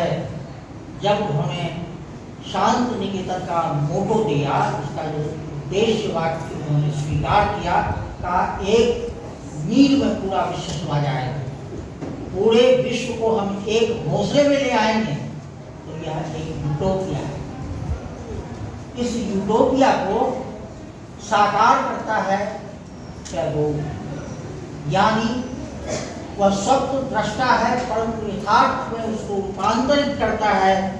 इसलिए देखेंगे आप कि उन्होंने सभ्यता को सही मार्ग पर चलने के लिए बहुत सारी बातें कही, और उनके साहित्य के आलोक में हम देख सकते हैं कि किस तरह जीवन को हम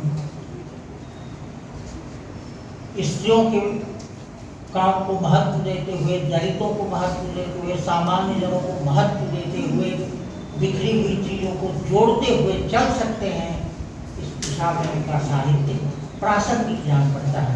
आज जिन समस्याओं के रूप हैं, जो समस्याएं हमको बांध रही हैं, जो समस्याएं हमको क्षत विक्षत कर रही हैं, उन समस्याओं का अगर कोई तोड़ देखना है, उसका समाधान पाना है, तो टैगोर की रचनाओं से हम एक शक्ति ले सकते हैं। साहित्य में भी, समाज में भी, राजनीति में भी, और जीवन के परिपालन के क्षेत्र में भी। तो बंधुओं, टैगोर ने तो बहुत लिखा। थोड़ा सा हम लोगों ने देखा सुना, तो एक पक्ष को पकड़ा किसी ने, कहा टैगोर फराजी थे, दूसरे ने पकड़ा, कहा टैगोर फराजी थे। टैगोर टुकड़ों में नहीं हैं, वे भारतीय आर्ट्स परंपरा के कवि हैं, जिसमें रामायण, महाभारत, उपनिषदों और बौद्ध वाङ्मय के सार तत्व आकर के समा जाते हैं। जहाँ तक मैंने पढ़ा है, आपके समक्ष मैंने निवेदन किया, आप उस पर पढ़ेंगे, देखेंगे, सोचेंगे, और कुछ रत्न को आप खोज के ले आएंगे। वीरेंद्र जी ऐसे आदमी हैं, जयकांत जी ऐसे आदमी हैं, ये लोग खोजेंगे, इसलिए खोजेंगे कि छोटी से छोटी चीज को महत्व देने का काम होता रहा है। जब कभी भी बंगाल ने ताका है पूरे विश्व की ओर, तो ताकने के क्रम में अब देखिए, जिस राष्ट्रवाद की बात हम करते हैं, टैगोर ने उस राष्ट्रवाद की निंदा की जो खटग्रस्त है। जैसे जापान में जो राष्ट्रवाद उभर रहा था, मुसोलिनी की पृथ्वी पर जो फासिस्ट ताकतें बढ़ रही थी, उन तमाम चीज़ों को नकारते हुए जापान के एक बहुत बड़े कवि योग नागुची को ललकारा था। टैगोर ने कहा था कि जापान बुद्ध की शिक्षाओं से अलग हट गया है, ये हिंसा में विश्वास करता है। जो राष्ट्रवाद हिंसक हो जाता है, रवि बाबू उससे सहमत नहीं है। गांधी की जो निष्क्रिय प्रतिरोध वाली शक्ति थी, उसके वे विरोध में नहीं थे, और कई बार गांधी जी शांति निकेतन गए थे। टैगोर से उनका पत्राचार होता था, दोनों एक दूसरे को जानते थे, सहमत भी होते थे, असहमत भी होते थे, परंतु जो संस्कृति का मूल तत्व है, उस मूल तत्व को आप देखेंगे। पहली बार गया शांति निकेतन, मुझे यह देखकर बड़ा आश्चर्य हुआ कि उत्तर प्रदेश और बिहार में तुलसी जयंती, स्कूल में महाविद्यालयों में तुलसी जयंती नहीं मनाई जाती, पर शांति निकेतन में तुलसी जयंती मनाई जाती है। तुलसीदास को महत्व दिया है उन्होंने, और वाल्मीकि, व्यास, कालिदास और तुलसीदास और कृतिवास जैसे बांग्ला के लेखकों को जानते पढ़ते हुए टैगोर ने एक समग्र भारतीय साहित्य की परिकल्पना की है।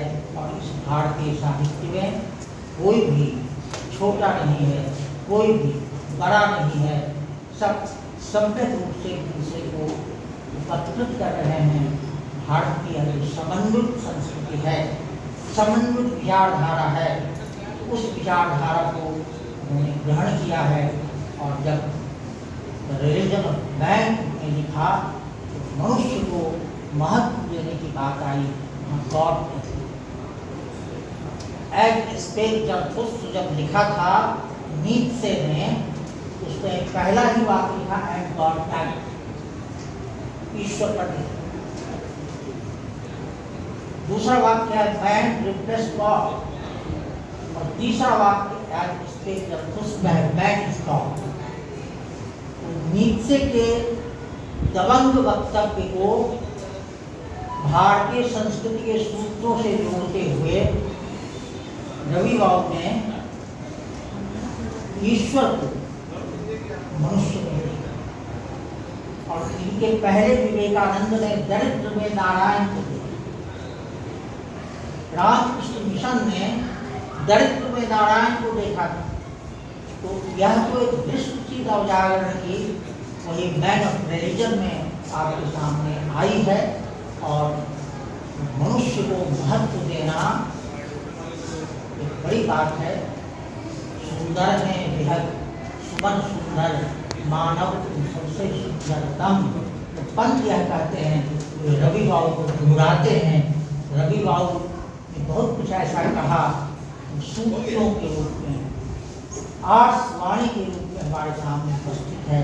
हम समय समय पर इनसे प्रेरणा ले सकते हैं और हम टुकड़ों में नहीं समग्रता को उनका प्रत्यक्षीकरण कर सकते हैं।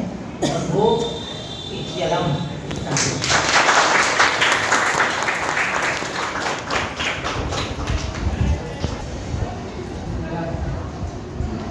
रवि बाबू की जो पंक्ति है, धन्य हो लो मानुष जीवन। जीवन में कभी कभी ही ऐसा अवसर आता है जब मनुष्य जीवन में होना वाकई बहुत अच्छा लगता है मानव होना धन्य हो गया। अच्छों को चाहिए तो लगता है अच्छा, खस्ता खराब दिल भी अच्छा हुआ लगे। महताब समंदर के बरसा है आज खुल के, तो आज समंदर भी लहरा हुआ।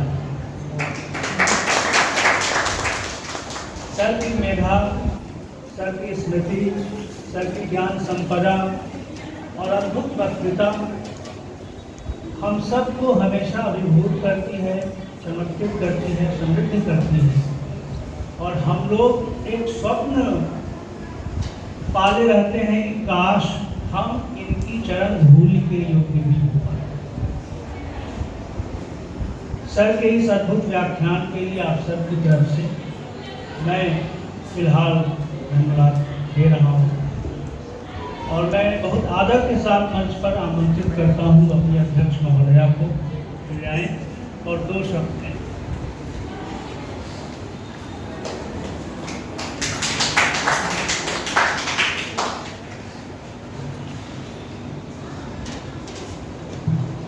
सर्वप्रथम मैं माँ सरस्वती का अभिनंदन करती हूँ।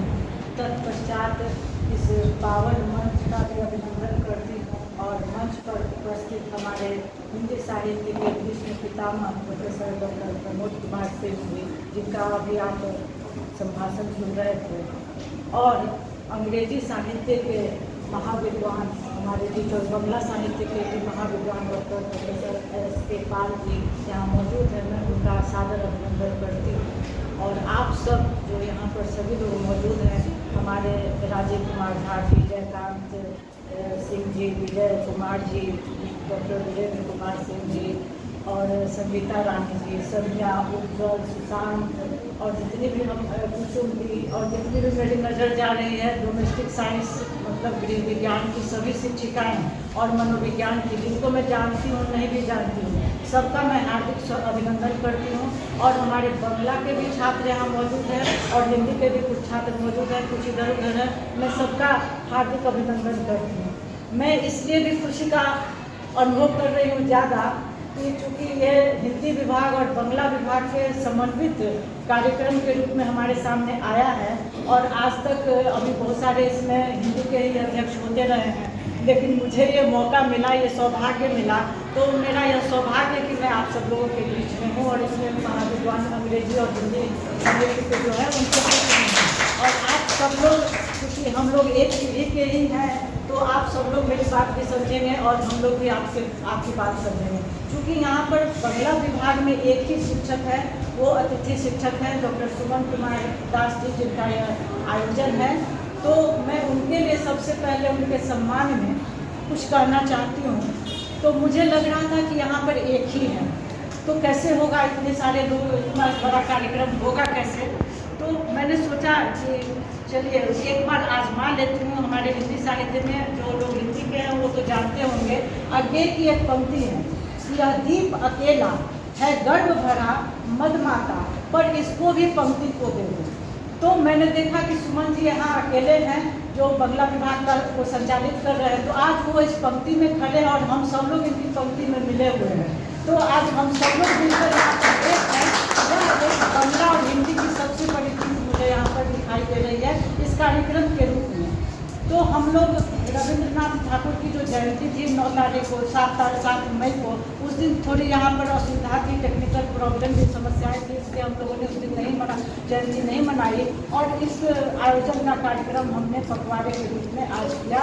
और रविंद्रनाथ ठाकुर की प्रासंगिकता, उनके साहित्य की प्रासंगिकता पर विचार करने के लिए आज हम लोग यहाँ पर हैं कि आखिर उन्होंने ऐसा क्या लिखा जो आज भी प्रासंगिक। आपने इतनी देर से हमारे विद्वानों को सुना और समझ भी गए होंगे, मैं उनको दोहराने का काम नहीं करूँगी। मैं बड़े संक्षिप्त रूप में आपको थोड़ा सा उनके करीब ले जाना चाहती हूँ कि कैसे वो हमारे बीच आज भी जिंदा है। कोई साहित्यकार तब तक वो सामाजिक रूप से सर्वमान्य हो जाता है, विश्व में सर्वमान्य हो जाता है, जब तक कि उसकी रचनाएं सार्वभौम रूप में सार्वजनिक न हो जाए और सब लोग उसको स्वीकार करने लगते हैं, तभी वह साहित्य सभी के गले का कंठ का हार बनता है, जैसे रामचरितमानस है।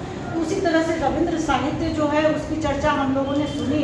तो रविंद्र साहित्य की जो उनका जन्म हुआ था 1861 ईस्वी में, तो जाहिर है कि अंग्रेजी साम्राज्य के समय उनका जन्म हुआ और मृत्यु भी हो गई उसी दौरान 1941 में 7 अगस्त को। तो इस दौरान की जो उनकी साहित्यिक सामग्रियां हैं, उन सामग्रियों का आकलन करते हुए जब हम देखेंगे कि वो आज भी हमारे बीच कैसे प्रासंगिक है, तो उनके जो 2 गीत, एक राष्ट्रगान के रूप में हमारे भारत में प्रचलित है और दूसरा बांग्लादेश में प्रचलित है, आमार सोनार बांग्ला।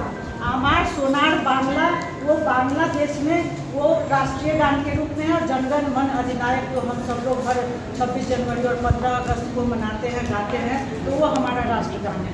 तो उनको भी देखिए कि हिंदी और बांग्ला में दोनों जगह उन्होंने अपना राष्ट्रगान दिया। तो हर समय वो हमारे हर महीने में, ये वर्ष में 2 बार वो हमारे वर्ष के हाथ तो बनते ही हैं, आवाज़ बनते हैं। तो ये गीत के रूप में उन्होंने लिखा और लगभग 2230 के आसपास उनके गीत हमें मिलते हैं। गीतांजलि पर उन्हें नोबेल पुरस्कार भी मिला।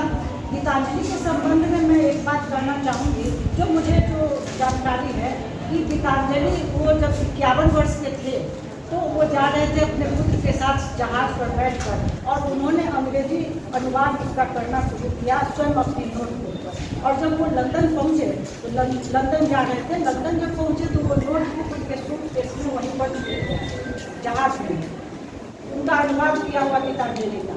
लेकिन जब अब वो उस अनुवाद को या भाग्य में मंजूर नहीं था कि वह सूटकेस से बंद रहे, तो गीतांजलि का जो वह अनुवाद था वह वहाँ पर पहुँच गया। एक उनके मित्र के यहाँ रोथेल्सटाइन नाम था उसका, उनके पास वहाँ पर वो पहुँच गया वो नोटबुक। उन्होंने उसको पढ़ा और उससे इतने ज़्यादा प्रभावित हुए कि उन्होंने उसको प्रस्तावना भी लिखी और उन्होंने अपने मित्र W.B. यीट्स को लिया और वो उसकी यीट्स ने उनकी भूमिका भी ली।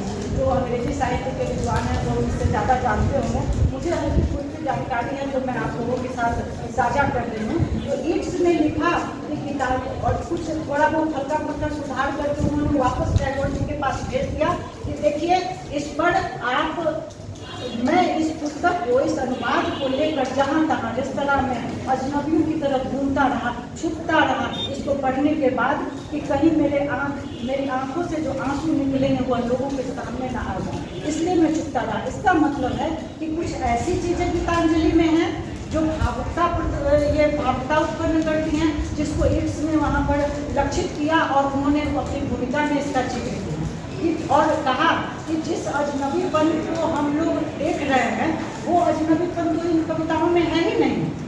जिस अजनबीपन से हम सब लोग गुजर रहे हैं उनको छोड़कर इस गीतांजलि में चीज़ें मिल रही हैं। तो ये एक नई चीज़ गीतांजलि के बारे में हमें दिखलाई पड़ती है कि जिस पुस्तक के लिए आज हम लोग अनुवादक को चुनते हैं कि भाई हमारी पुस्तक का अनुवाद कर दो, हम बुकर विदेश में जाएंगे, हम अंतर्राष्ट्रीय दौर में जाएंगे, उस अनुवाद को करने की क्षमता रविन्द्रनाथ टैगोर में स्वयं मौजूद थी। स्वयं उन्होंने गीतांजलि लिखी और उन्होंने स्वयं उसका अनुवाद भी किया और बाद में वो नोबेल विजेता भी हुए। तो यह है कि हिंदी साहित्य और बांग्ला साहित्य की एक बहुत बड़ी खासियत है और विशेषता है। और इस दृष्टि से भी रविन्द्रनाथ टैगोर अभी हमें एक सीख जरूर देते हैं कि अपनी चीज़ें लिखो और उसका अनुवाद स्वयं करो। हम क्यों किसी के सहारे जाएं कि आप हमारा अनुवाद कर दीजिए, हम क्यों किसी के पास जाएं कि तुम हमारी चीज़ों को छापो, हम स्वयं वो काम कर सकते हैं। तो इस दृष्टि से मुझे लगता है कि टैगोर ने ये काम किया हुआ है। टैगोर का मूल नाम रघुनाथ ठाकुर है और उपनाम भी इनका दिया हुआ है टैगोर, तो अंग्रेजों के द्वारा। हो सकता है, मुझे लगता है कि ठाकुर बुलाने में उन्हें असुविधा उत्पन्न होती होगी तो ठोकुर करते करते वो टैगोर में आगे जाके परिवर्तित हो गया होगा, मुझे लगता है ऐसा। तो ये उपनाम उनका दिया हुआ है। तो ये 2-4 बातें जो मुझे रविन्द्र साहित्य में नई दिखलाई पड़ी वो हमने आपसे साझा की। एक और लगभग जिस समय दूरदर्शन का एक ही चैनल हुआ करता था, मैं कुछ इन लोगों की तरह तो मैं विद्वान नहीं हूँ कि मैं छोटा बड़ी बातें करूँगी। तो एक 1985 के आसपास से या उसी दौरान जब दूरदर्शन का राष्ट्रीय चैनल हुआ करता था, उस पर हम सब लोगों ने देखा होगा, जो हमारी पीढ़ी के लोग होंगे या इन लोगों ने भी देखा होगा, उसमें एक गीत हमेशा दिखलाई पड़ता था बच्चों के साथ। बच्चे आगे बढ़ते जा रहे थे और वो गीत बैकग्राउंड में वह गीत बजता था, हम होंगे कामयाब। याद करें, हम होंगे कामयाब, हम होंगे कामयाब एक दिन। ये गीत सबने सुना होगा, हम होंगे कामयाब एक दिन और हम चलेंगे साथ साथ एक दिन।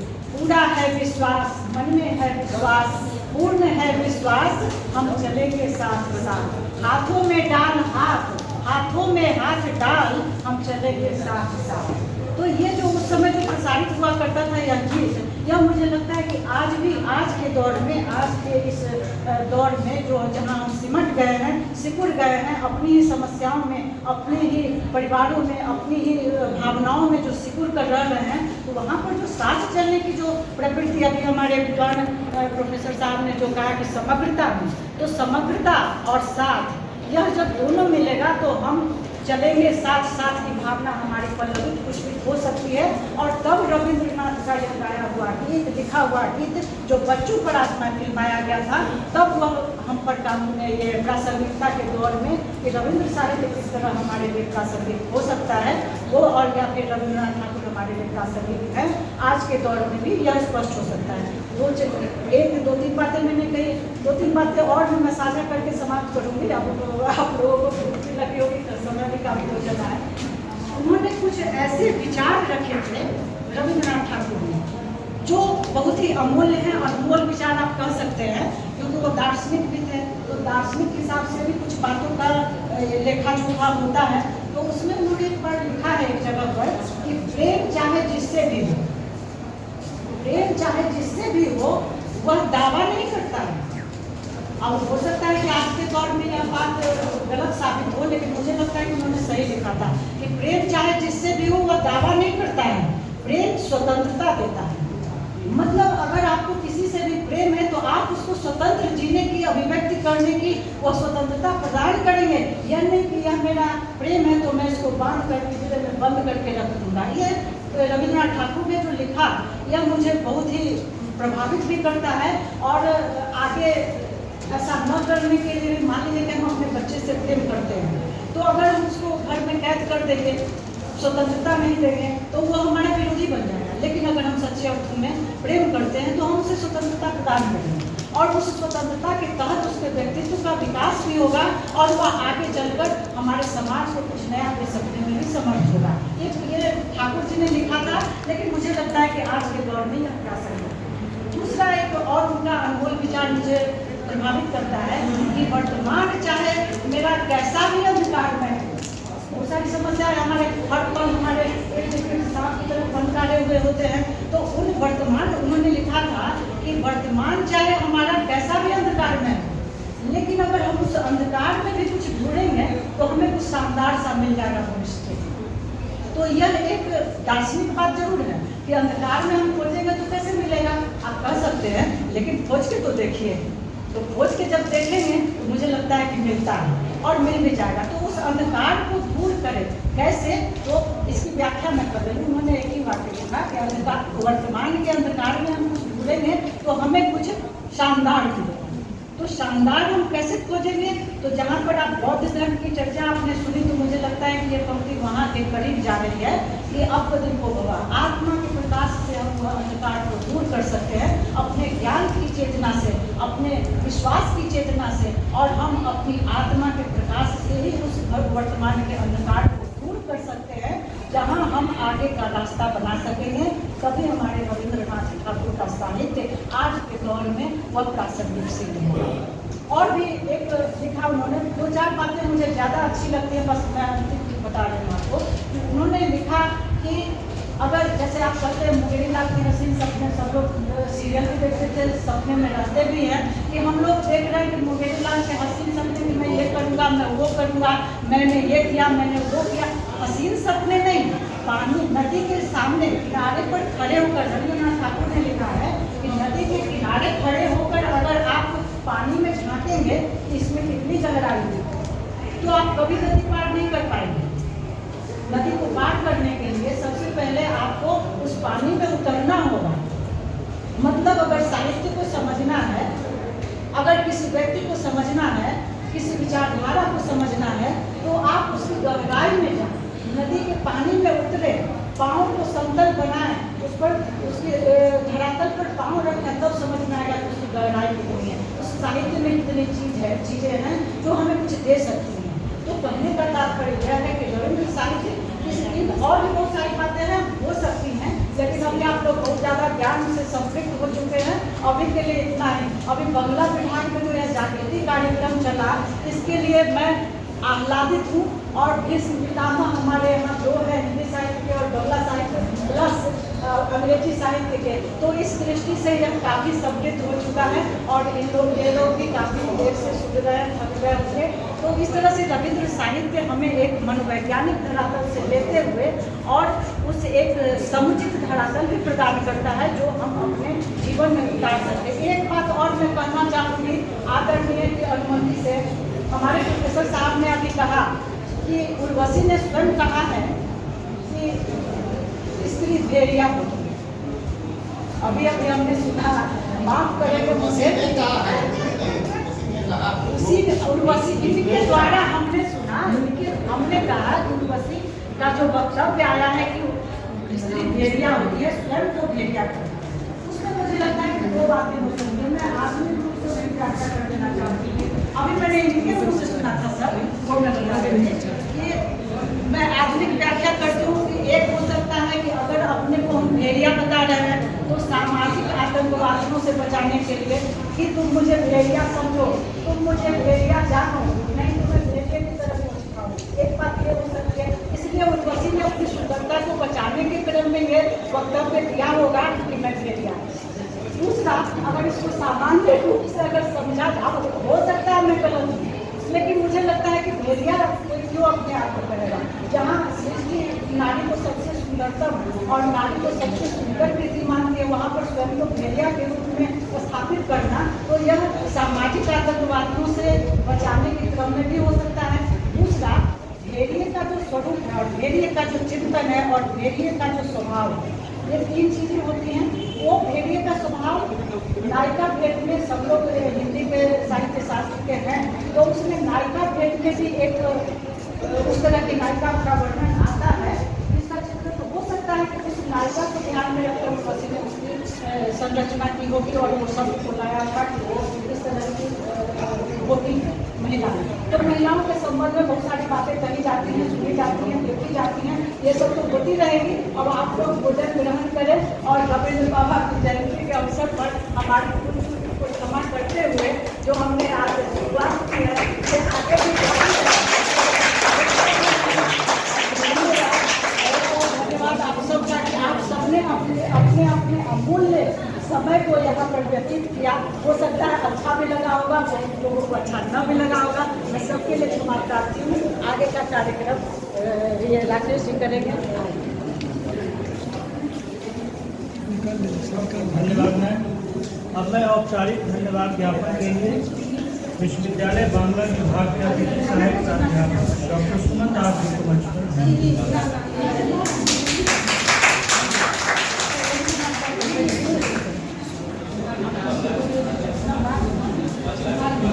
माइक ले लीजिए, निकाल लीजिए, आवाज़ अच्छी आएगी।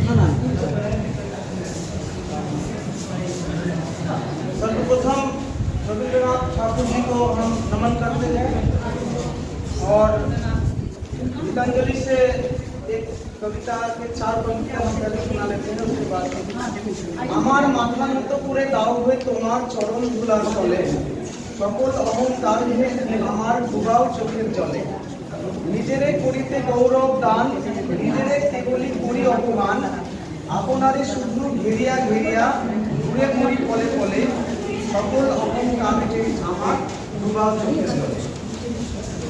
सर्वप्रथम सबसे पहले आज का प्रोग्राम का वक्ता लेकिन आगे बगल पूर्व अध्यक्ष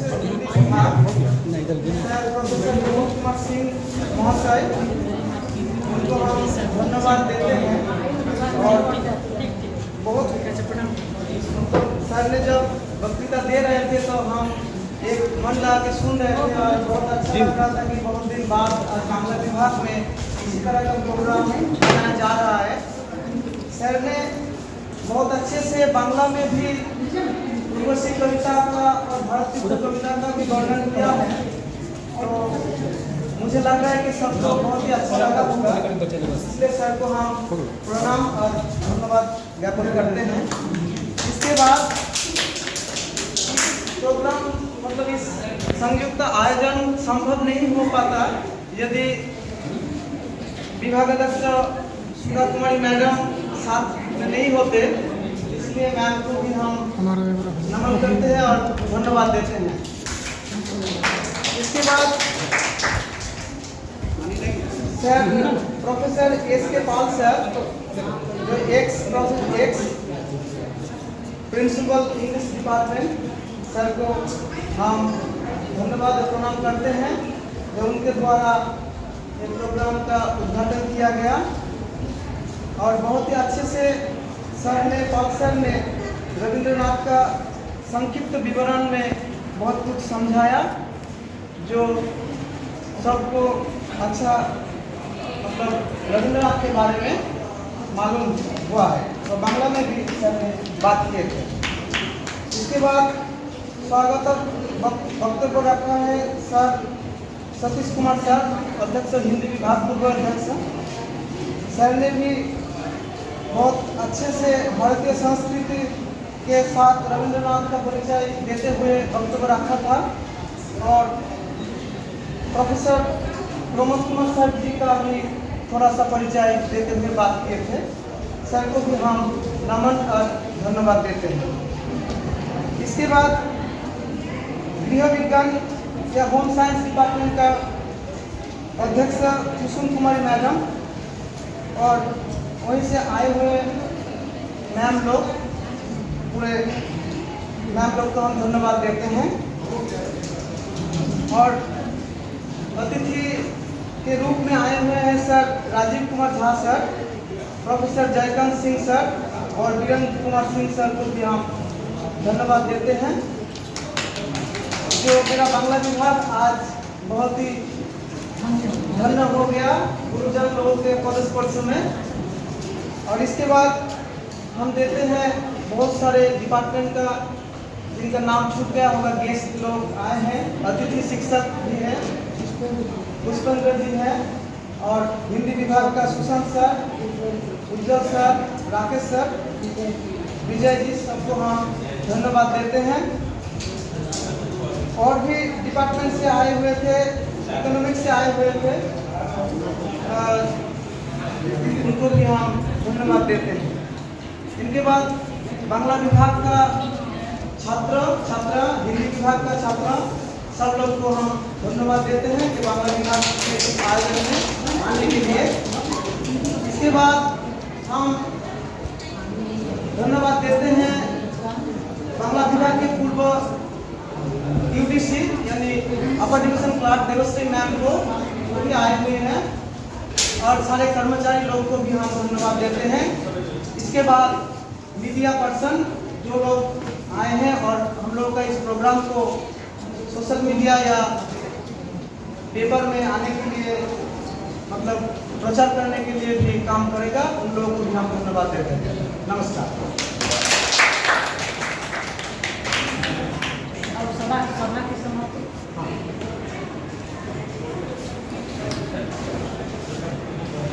धन्यवाद। घोषणा की जाती है। बहुत बहुत धन्यवाद।